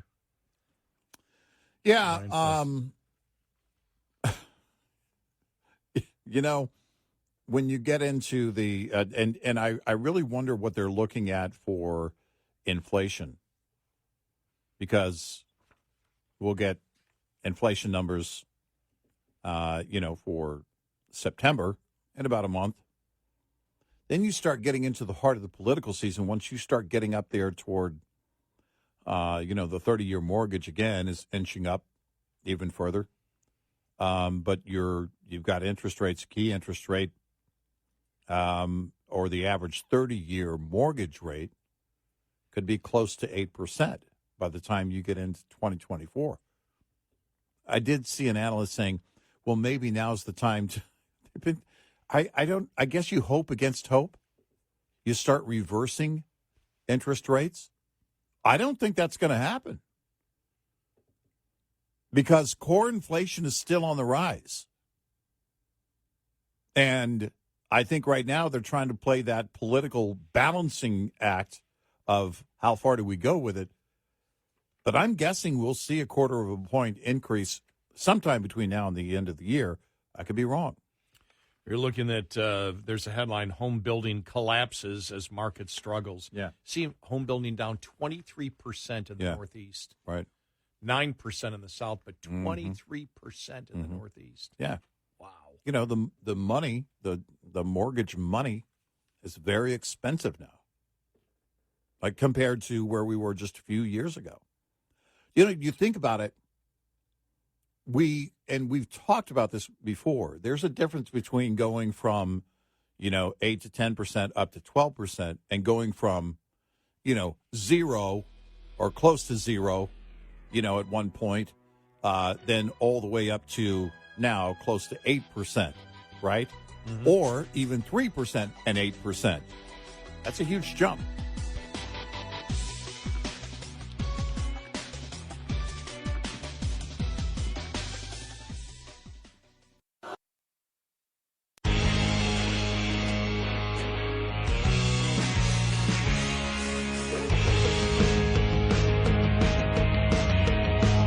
You're listening to Red Eye Radio from the Uniden America Studios. It's Red Eye Radio. He's Eric Carly, and I'm Gary McNamara. Thanks for the listener that sent us the picture of the Hammer and Sickle grocery store in Chicago. They had a sign in front of this grocery store, and then someone else who suggested, it was Gary, I think, who suggested, a guy by the name of Gary, who suggested a name for the government grocery store in Chicago, if there is a government grocery store. Yeah. Shop and Loot. Yeah. Or Stop and Loot. Yeah. Stop and Loot. Right. Yeah. So. Or, idiots, as they call it in San Francisco, CVS. There was quite a bit of stuff on that Maren Morse country artist yesterday. How do you what are you talking about that you're giving up on country music? That she's not going to play the genre of country music they believe. She's going to go pop. Okay. Isn't that what today's country music is anyway? I don't know what the difference would be. Right, because today's country music is certainly not country music from the 80s. It's or the 90s. It's not anything close. Not even close to it. So yeah. And I did like on social media where it was pointed out that really what drove her is the whole transgender movement. So she's calling others misogynist because of their views, yet she's the misogynist because of her well-known views on the radical transgender movement. Yeah. Yeah, I don't see, I really don't, because what would the goal be? You think you're going to get a better reception? I mean, if you're a capable musician, if you've got a fan base, essentially what it sounds like to me is the fans in country music are horrible people. I'd rather go play for fans of a different genre. Well, if you're an artist and you have fans, how do you not appreciate your fans? I don't know. Is this a Sally Field kind of thing? They love me. They love me. They or love me. the opposite. They hate me. They hate me. They really hate me. They, well, no. My point was you just want to be loved all the time. Mm-hmm. Well, I want to have my political opinions, and I want to put my political opinions in my music, but don't you put it in yours. If you put it in yours and it differs in mine, then I'm quitting the genre of music. I'm tired of Jason Aldean getting all of the record sales. That's what it sounds like to me.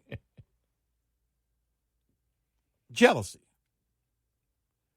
She sees Jason Aldean and other artists that connect with their fans.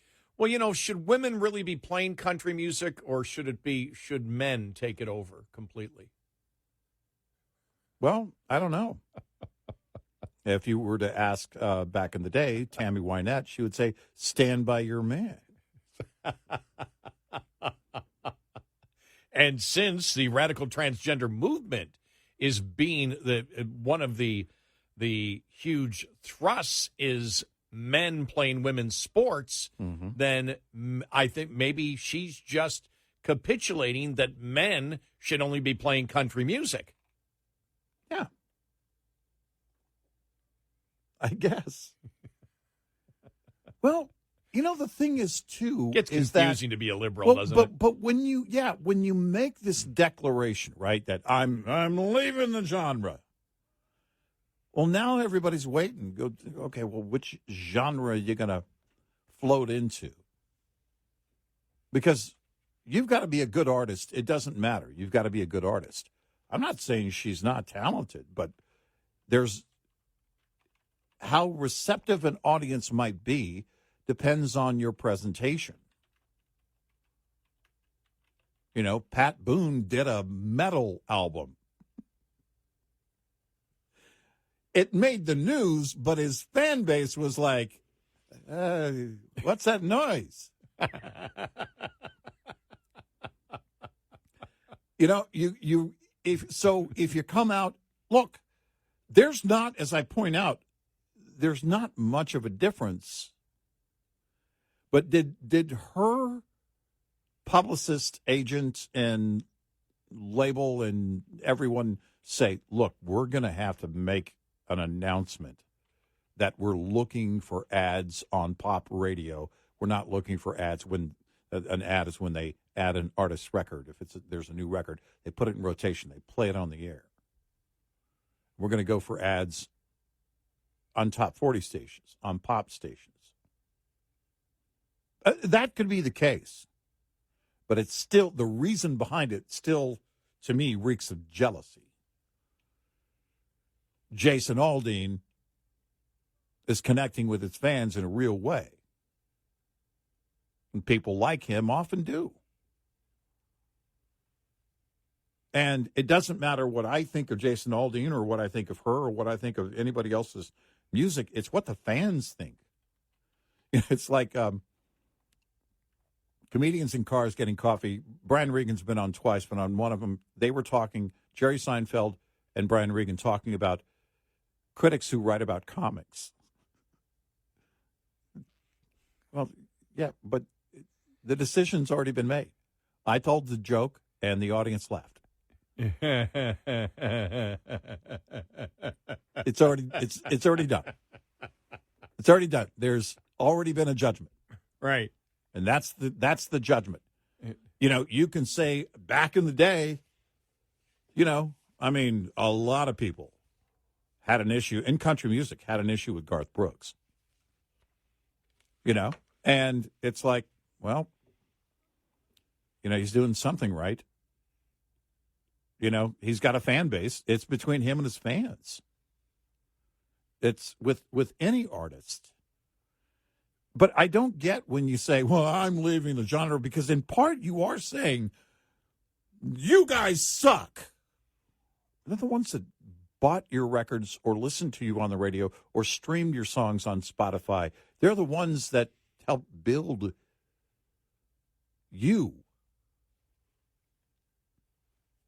And if what you're saying is there's nobody there and I don't care, I can just, blast away.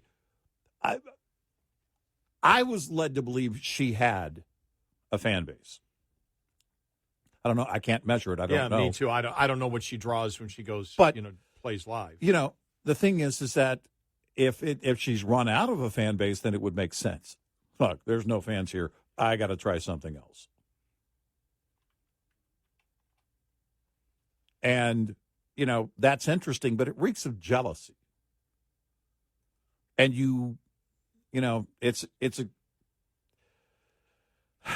an interesting thing. There are so many talented people out there that don't have labels. They don't have record deals. They don't have, they don't play very often. Plenty of talented musicians out there. And she was, somewhat established. Can I read some of the headlines? Mm-hmm. Maren Morris is righteously angry and leaving country music. So what's next? From Billboard. Mm-hmm. So what's next? No, that's it. Everybody is now going, okay, now what? Maren Morris is backing away from country music, highlighting the genre's existential crisis. I would argue that if there's a crisis, and this is coming from an old guy, yeah. But if there's a crisis, it's that that genre sounds too pop. Yeah. And it applies to a number of artists, even some of the artists that wear cowboy hats on stage still sound too pop. Right. Again, for my taste. Mm-hmm. But Eric isn't part of the equation. The fans already voted. They bought the T-shirts. They showed up at the concert. They listen on Spotify. They stream. They buy the music, whatever. It's and so now you've made this declaration. Ms. Morris has said, I'm leaving the genre. So now you've got to enter, right? Well, here I come. I got a new pop album. It's an interesting dynamic, because I remember there was a rift.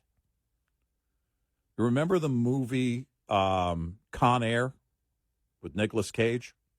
Mm-hmm. On the soundtrack was a song called How Do I Live Without You? Now, Trisha Yearwood's version ended up on the soundtrack. Little inside information, though.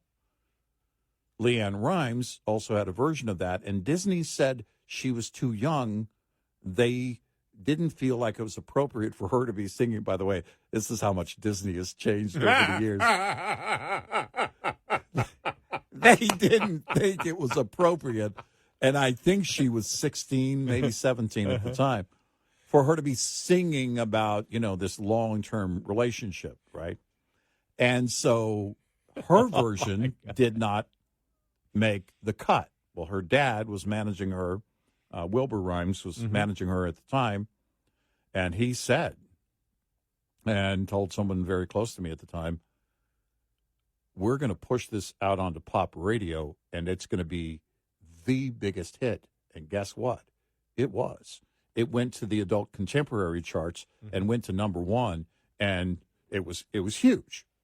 So that crossover thing happens. Maren Morris may have that, may, take maybe some ballads to the AC, stations and say, here you go. And it could take off and be wildfire. But it's not what you do, it's how you do it. Well, the thing about her is, and we mentioned the other day, she is so radically left and promotes it constantly. Mm-hmm. That, if you were somebody who was like, I just want to play country music about love songs. And, I just want to sing. How rural life can be tough and all that, the things that we traditionally sing about in any genre, really. Mm-hmm. It's really love and life. Mm-hmm. But I really don't wish to get into politics. And I'm just upset because everything's politics here. So I'm going to set myself aside and, go independent and still do what I want to do. But, I'm not going to be on stage with everybody who wants to be political. That I could understand. But she's absolutely political across the board, as radical as you can get, and is furious that other people are political, or she perceives them as political, but not agreeing with her. Yeah, right. In the same genre of music. Right. And I think, as you said, and she's jealous because they're doing better. I think we should all, when she, performs her first whatever genre concert, we should all go wearing MAGA hats. Oh, man, make that happen. Make it happen. Just make it happen. Just one time. Just the first show. Just the first one. That would be hilarious. But I've often wondered it. Because REM, wrote us, they heard the song on this hateful program and asked us to take it down. We didn't have to, but we did. That's fine. If Michael Stipe doesn't want his music on our program, that's fine. Remember, we didn't even know it was. We didn't know it was in song. rotation. We didn't even know it was there. Yeah. And since we at that point we're paying the licensing rights for it, we could play it. But when he wrote, now remember what it was about. It was a couple of weeks after I told the story, the REM story. Yeah. About when my buddy had to this is going back to the mid '90s, and I get the call one day at the radio station, and I'll tell it coming up here because it's going to take too long. 866-90 Red Eye. Lines open for your calls. 866-90 Red Eye on Red Eye Radio.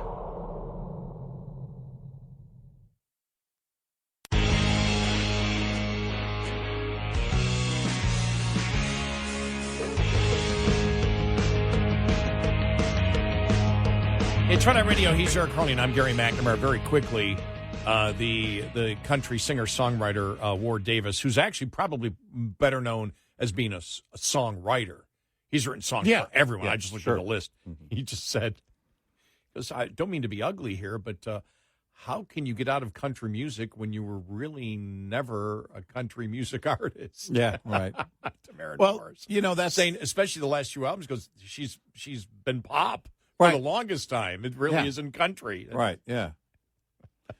It's like saying, Eric and I are going to give up liberal talk radio. That's right. We are, and on a personal note, I'm boycotting Taylor Swift concerts. I refuse to attend.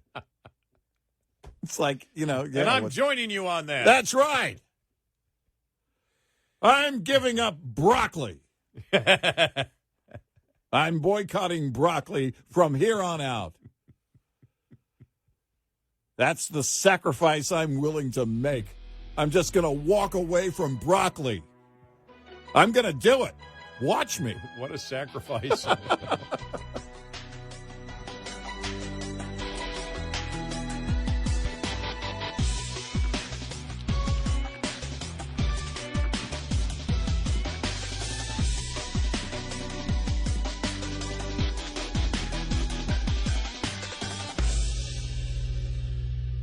This is Red Eye Radio on Westwood One.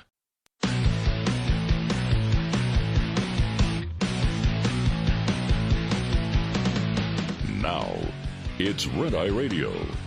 Gary McNamara and Eric Harley talk about everything from politics to social issues and news of the day. Whether you're up late or you're just starting your day, welcome to the show. From the Uniden America Studios, this is Red Eye Radio. All across America and around the planet, 866-90 Red Eye. He is Eric Harley, and I'm Gary McNamara. Good morning. Thank you so much for being here. And just so you know, because I had started on the story a little bit because you had brought it up when we were talking about the so-called country artist Maren Morris. The alleged country artist. Alleged country artist who says, I'm leaving country music, whatever. And you brought up the REM thing, the band REM, and this goes back. We were in this studio. No, we were in the other studio. Yeah, we were in the other studio. Oh, okay. Yeah. So it must have been like 7 years ago, something like that. Yeah. And I've told the story before, and I told the story, and a couple weeks later is when we got the cease and desist from the REM lawyers, whatever, to stop playing, and we didn't even know because it was an obscure song, and you didn't hear the voice. You didn't hear Michael Stipe's voice. We didn't even know. We're like, what are they talking about? We got a cease and desist. And so, we didn't have to stop playing it because at that time, we had it licensed, but we said, somebody doesn't want us to play it, we won't do it. But it all went back to the story that I've told on the air. Every year probably I tell it. We get into it like this somehow, but it's just an interesting story. And it's when I worked in Buffalo, and it was I think REM and I can't think of the other name of the band that was opening up. Oh, just got mind blank here. But REM was playing the auditorium there, the old auditorium, and for the light show, they needed extra generators.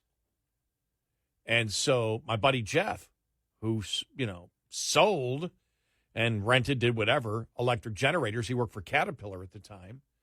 He got the call. We need some generators for everything, for the power that we need for the band. Mm-hmm. And so he, got there, got it all set up, everything else. They were so happy. They gave him 2 tickets to the show. So I really didn't know about this until the next morning, and I'm in the radio station about an hour before my show begins, and he calls me and says, I need to stop by the radio station. You need to hear this story from last night. I want to give you some of the materials. So he comes in and starts telling me the story and said, so we went in, to the show and everything else, and they had these, like, pamphlets, and it was a pamphlet telling you that lobbying, basically lobbying is wrong. They should, but in this piece of paper that lobbying is wrong, and they're lobbying against lobbying with lobby, but they're putting in the lobby groups that they like from the left. And I told that story, I've told that for years. And then they also were talking about the fact that you need to use less energy, the whole climate change. This goes back to the mid-'90s. Yeah. So it was still the whole climate change, use less energy, everything else. And he's sitting there and goes, I'm dying laughing because I'm the one that supplied them with 2 huge diesel generators because their light show and everything was so big that the electrical system in the old arena couldn't provide them everything that they needed. Yeah. And they're lecturing you. Right. And so it was a couple of weeks after we told that, I told the story here on the air, that we got the cease and desist from REM. Mm-hmm. It's like, oh, it's got to be Michael Stipe listening. Yeah. Right. We could be wrong, but we don't think we are. He was up late crying. He was losing his religion. Yeah. Listening to us. And by the way, not everybody hurts. And it's not the end of the world. As we know it, no. Yeah. It might be the end of your career. Yeah, I mean we're feeling fine. Yeah, feeling fine. But yeah, look, I remember searching. Well, because where I was going with this last hour was that if I like REM, I like their music, but I don't. It's a weird exchange. It's a weird. I don't know if there's any protocol. But I made the joke that Maren Morris is going through this, transformation. Let's just call it transformation. It seems to be a popular word. Well, she's now going to be trans country. Yes. No, right. I'm sorry. Trans pop. Right. It's going to be trans pop. Right. By the way, that's what it's about. It's about the radical transgender movement. Right. That's what it's about for. Well, sure. That's and her pronouns will be who and she. Who's she? So, because I always thought to myself, there are plenty of, in fact, most of entertainment is a bunch of liberals. So if you ever, and you and I often, we do, every once in a while you cross paths with somebody who's famous. And I don't know if the conversation ever comes up, because I joked about, all right, when Maren Morris starts her new career, and, she has her first concert, we should all go. And then at the very end, we put on our MAGA hats. But if you were to say something to them, like if you were to, let's say you did a meet and greet, Now, I know a lot of conservatives will say, I don't want anything to do with it. That's fine if you don't want anything to do with liberals. A lot of people will just say Hollywood and music in general doesn't have anything for me, which is fine. That's your choice.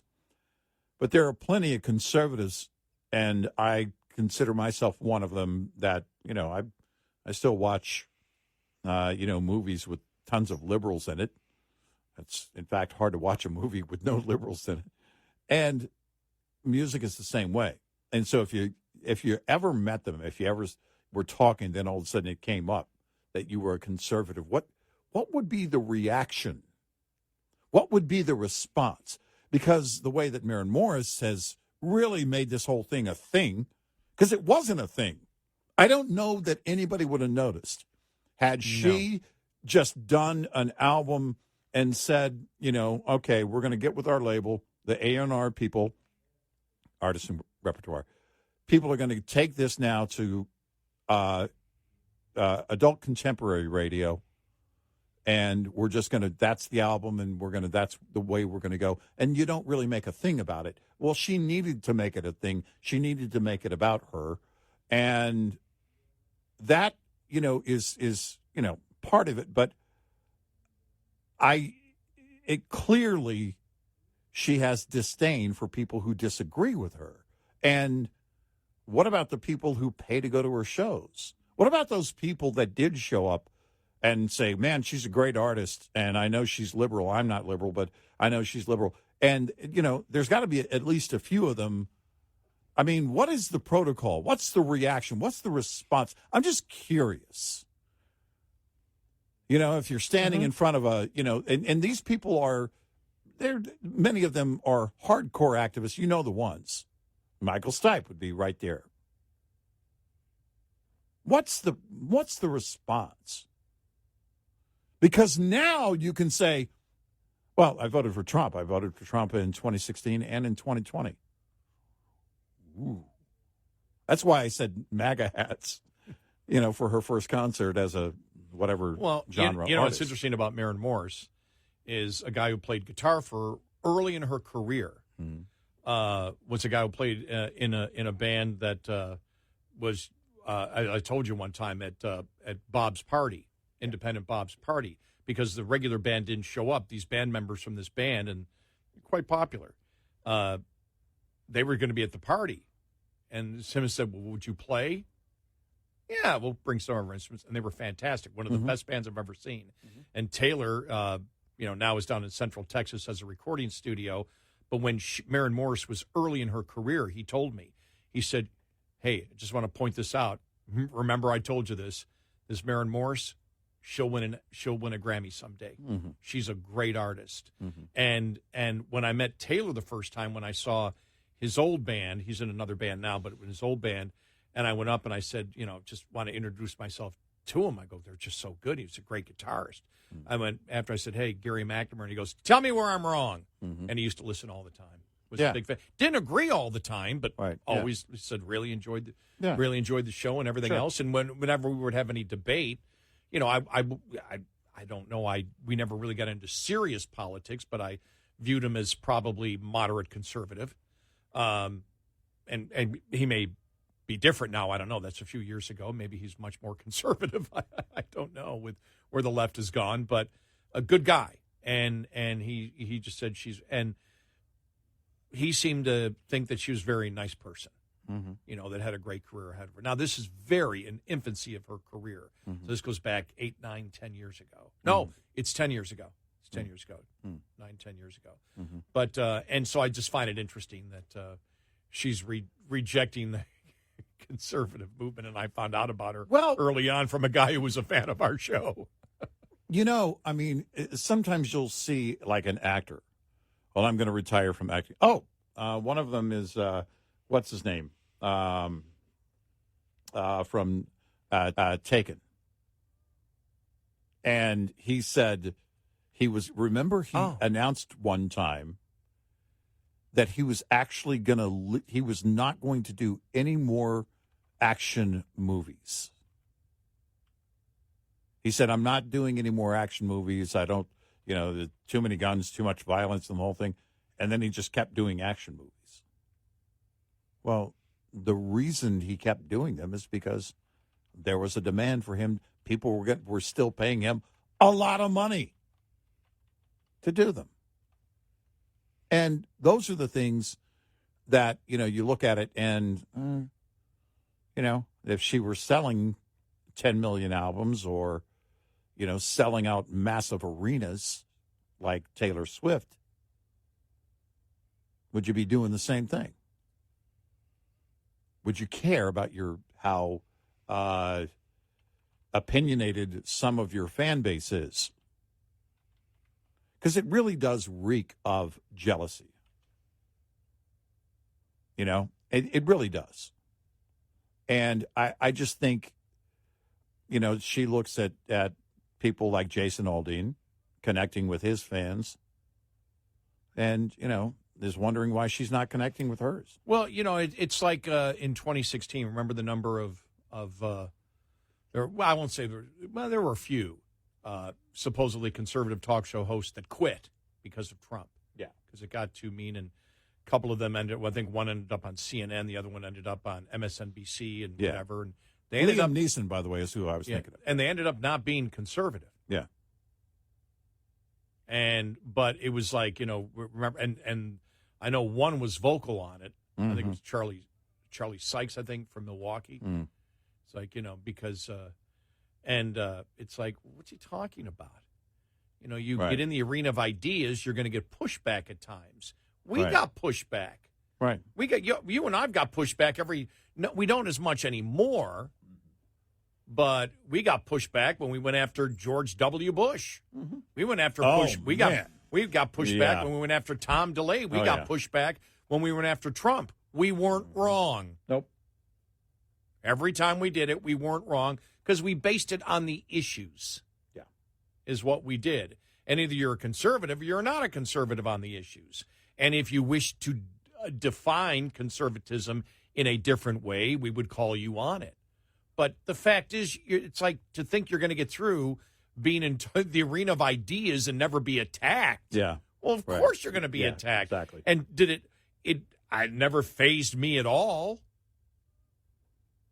No. That never fazed me. Like I said, the only thing that ever, I don't even know how to define phase. The only thing that's ever really fazed me in talk radio was the summer of 2020 and the liberal blue wave of intimidation for Black Lives Matter. Mm-hmm.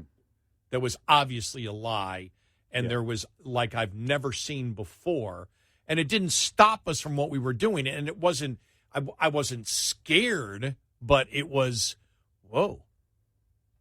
Would you agree? I mean, like whoa. Yeah. Where's it? Wow. Mm-hmm. Look at this blue wave of intimidation where everybody was buying into the lie. Maybe it was more shock of what was happening that corporations and media corporations. It was disbelief. Right. It was disbelief that everybody was buying into what was an obvious lie. Yeah. And maybe it was but it never made us say, well, we're going to quit because. Oh, no. No, I'm digging in. Because we're in the minority. No. And people disagree with us, and we think some of the people who disagree with us are idiots, so I'm going to quit and take my ball and go home. Yeah. That's, it's like the comment, you can't quit something you were never really a part of. Because, again, it's like Liam Neeson. I'm only doing 4 or 5 more movies, and then I'm going to do other. Yeah, what are you going to do? Well, I'm glad he stayed in. Well, I was always surprised they did any sequels to Taken, because apparently you don't have a particular set of skills. Everybody in your life has been taken multiple times. You really suck at it. You're not intimidating at all. Adam Sandler would be better at getting his family back. They keep coming after you. What is Taken 3? No.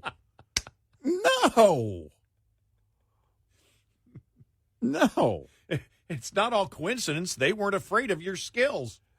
It's like, I have a particular set of skills. No, you don't. There's going to be 3 of these movies. We're going to keep taking your family, and you're not going to do anything about it. 866-90-RED-I. Hi, I'm Jen Loomis, a transport safety expert at JJ Keller, and I'm here to share a tip on roadside inspections. Drivers must always be prepared for a roadside inspection. This means drivers should always have their personal, vehicle, and company credentials organized and ready, and having any shipment paperwork such as bills of lading or hazardous materials shipment emergency response information organized and ready for the inspection official. Just an FYI, the top 2 violations written against drivers every year, as well as during Operation Road Check, are log general form and manner and log not current. Both are completely avoidable if the driver keeps the log accurate, compliant, and current at all times. Having the vehicle ready for inspection involves the driver conducting daily inspections and making sure any problems that are discovered are immediately corrected. Vehicle readiness also requires the company to make sure that the vehicle is current on all scheduled maintenance and that the maintenance schedule is adequate. This will make sure the driver is being given a sound vehicle to start with. This tip was brought to you by JJ Keller and Associates. Visit us at jjkeller.com. Get in touch with Red Eye Radio, toll free at 866-90-RED-I.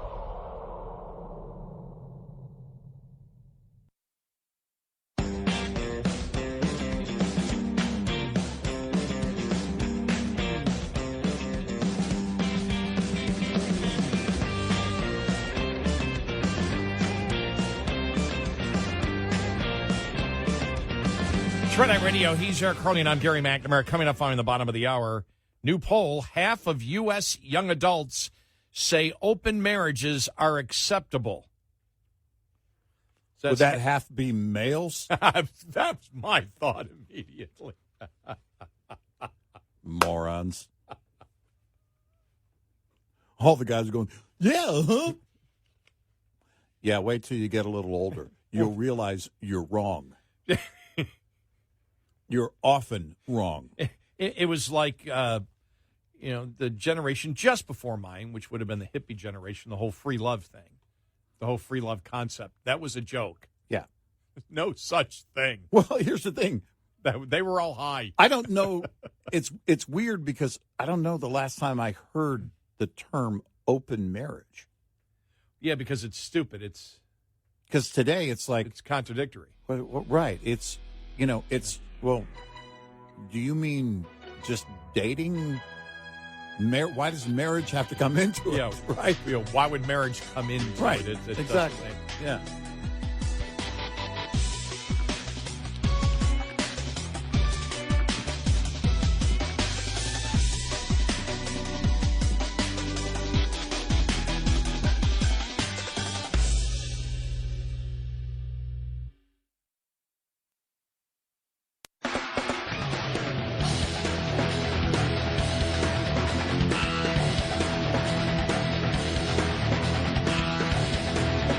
Call in and get a word in edgewise. Eric Harley and Gary McNamara on Red Eye Radio. And he's Eric Harley, and I'm Gary McNamara. All right, latest polling out there, Pew Research, okay? All right. Here we go. Okay. Young adults, as well as Democrats, LGBTQ, plus individuals, and those living with a partner, living together, are more accepting of open marriages. A marriage where both spouses agree they can date or have sex with other people. Oh, wait a minute. What? If you're living together, well, then you don't believe in marriage. So that I don't understand. If you're living with somebody, you're not married to them. So you would marry them and then want an open whatever. Well, I don't get if open means not married. Open marriage. Right? Do they understand the terminology? Well, it's like we believe in a divorced marriage. What? Yeah. We start by splitting everything. We move in together and then just cut everything in half. And then the rest is just, basically criticizing each other for the rest of our it's the stupidest thing. If you want to date openly, it's not against the law. Young adults are the age group most likely to hold this view. Well, yeah, because a lot of young adults, not all, but a lot, are idiots. And older adults express less support as they increase in age. Why? Experience and knowledge. Yeah. Fewer than half of those aged 30 to 45 say that these marriages are acceptable, as do 26% of those 50 to 64 and 15% of those 65 and older, and 70% of adults 65 and older say that these marriages are unacceptable, according to the survey report. We'll get into the dumbness of the entire thing. What is the demographic that is most acceptable of open marriage? What? Lesbian, gay, or bisexual, and it's not even close. There isn't a number that comes close to that in the Pew Research. 75% of lesbian, gay, or bisexual people believe that an open marriage is okay. Only 13% do not. Wow. All that for gay marriage, and they actually don't believe in marriage. Right. It's not love is love, it's sex is sex, apparently. According to the polling. Yeah, apparently. If the polling is right. Wow. Yep. When it comes to straight, 54% unacceptable, 29% acceptable. Let me see. Never been married. But the thing is, so what did they define marriage? You got to define marriage before you do this stupid poll, don't you? A marriage is where you promise you will be. If you get married, the whole thing of getting married is taking the vows. Yeah. Are we into? Are you saying there should be? Is there another marriage vow that you take?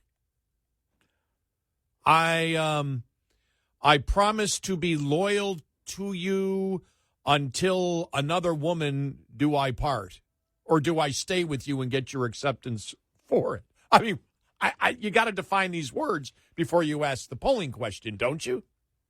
What is a marriage? Well, because, there's already a word for roommate. Yeah. And that word is roommate.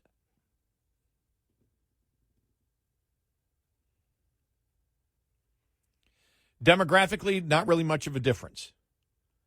Okay, I wonder, by the way, I mentioned something. I said, it's been a while since you even heard the words open marriage. But there is something generational, because the latest generation, look, they do date, but they don't, it's not this, they really want their space. It's not the kind of courting. Talk about words that haven't been said in a long, long time. It's not the same mindset. And I don't know how much COVID changed any of it, if at all.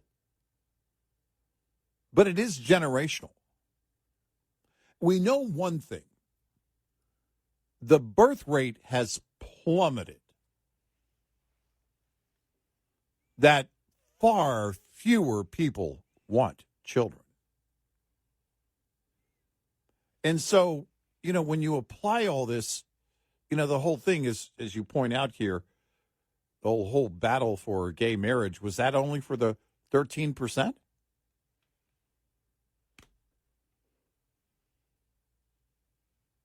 Because what is marriage?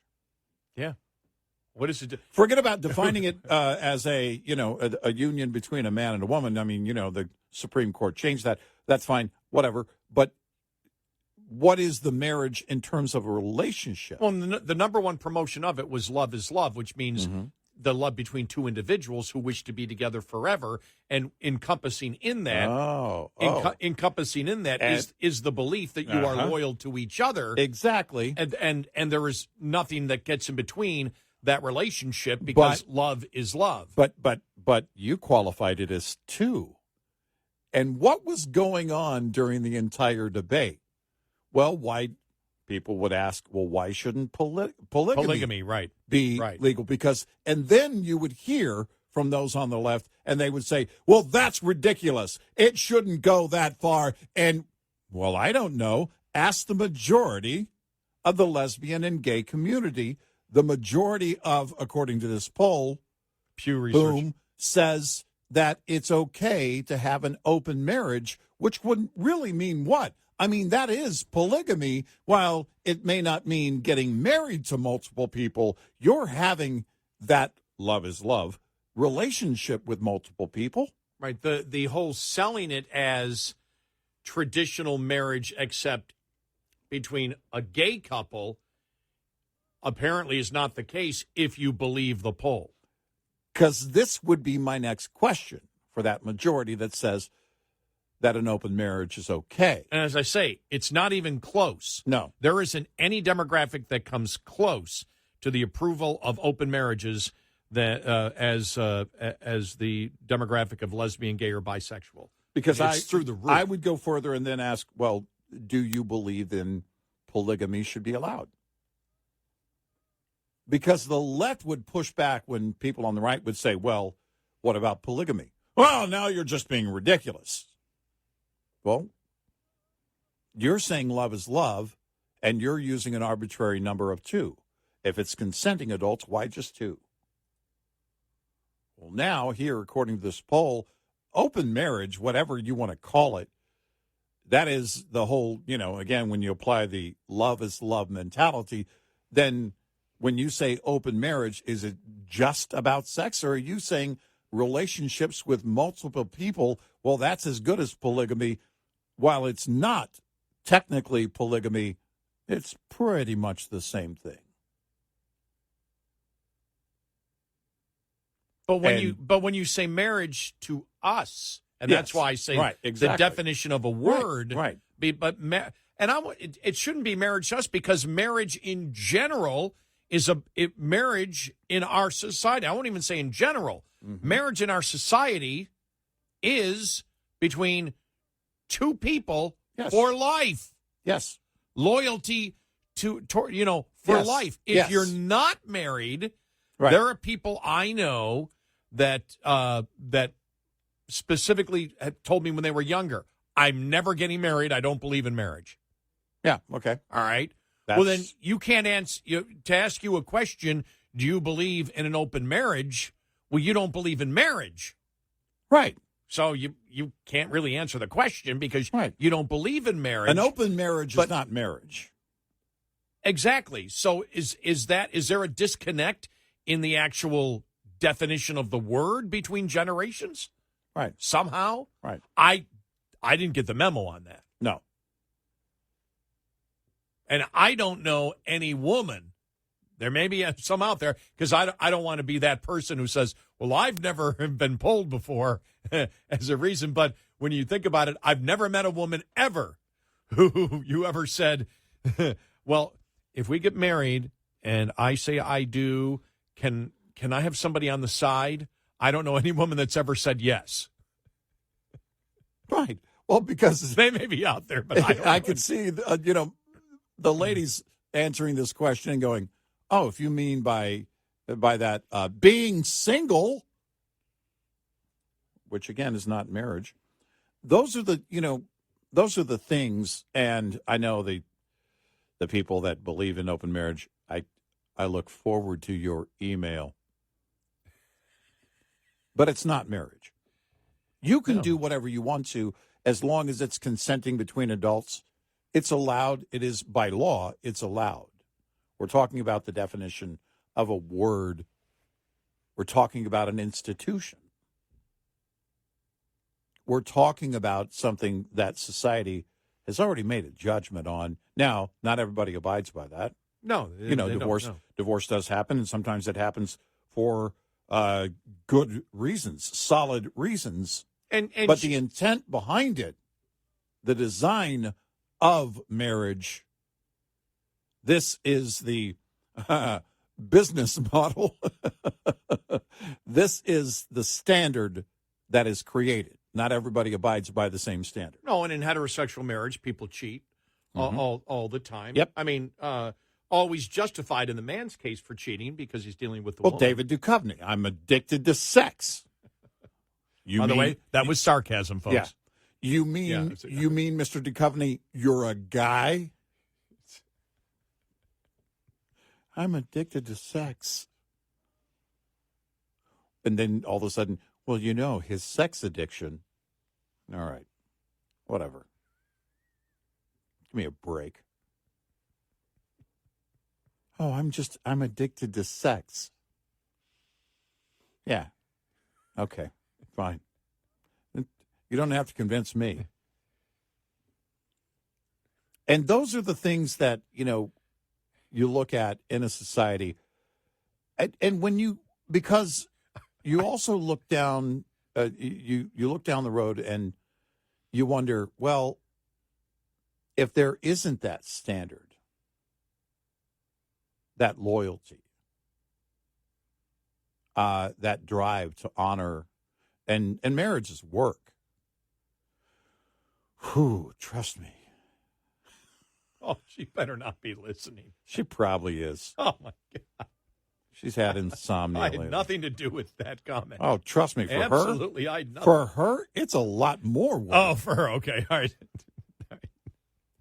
No, but you have to put, these are the things, you have to make that effort. You have to make that effort. It doesn't always work. And it doesn't mean that either party is necessarily a bad person when it comes to a divorce. It does happen. Our society allows that legally, and, it's never a good thing when it does happen. But sometimes it's the best of all options. But when it comes to marriage, if you're talking about marriage and that is the goal, then the goal is honoring, cherishing, then building something together in a very real partnership. When you look at it, because it's like people saying, okay, part of the demographic would be saying to themselves, well, I want to be in an open marriage where we can both cheat, or I can cheat, or whatever. Mm-hmm. Does this mean that when you look at it, that 40% of the people would actually be okay being in a swinging relationship? Yeah, I mean, or 35%. If I take all the averages here, that it would be 35%. Yeah, just over a third of the people. So we love each other, but you don't satisfy. But that's not enough for me. But that's not enough. That's not enough sex for me. Right. But it's not. But it's a different thing because one's making love, the other is sex. Yeah. Which isn't the same. And, my thought is that, well, if that's going to be the case, well, and I look. Okay, 33% say it's acceptable. So that's the number for all adults. I had to find that number. Right. So 33% believe that swinging is okay. Is that happening in the United States? Wow. 866-90-RED-I. We'll be right back with more Red Eye Radio with Eric Harley and Gary McNamara.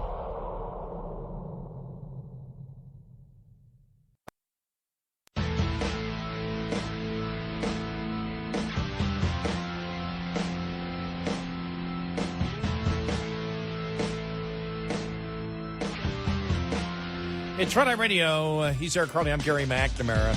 No open marriage here. We're both committed to Red Eye. Yes, very true. Okay. This is Red Eye Radio on Westwood One.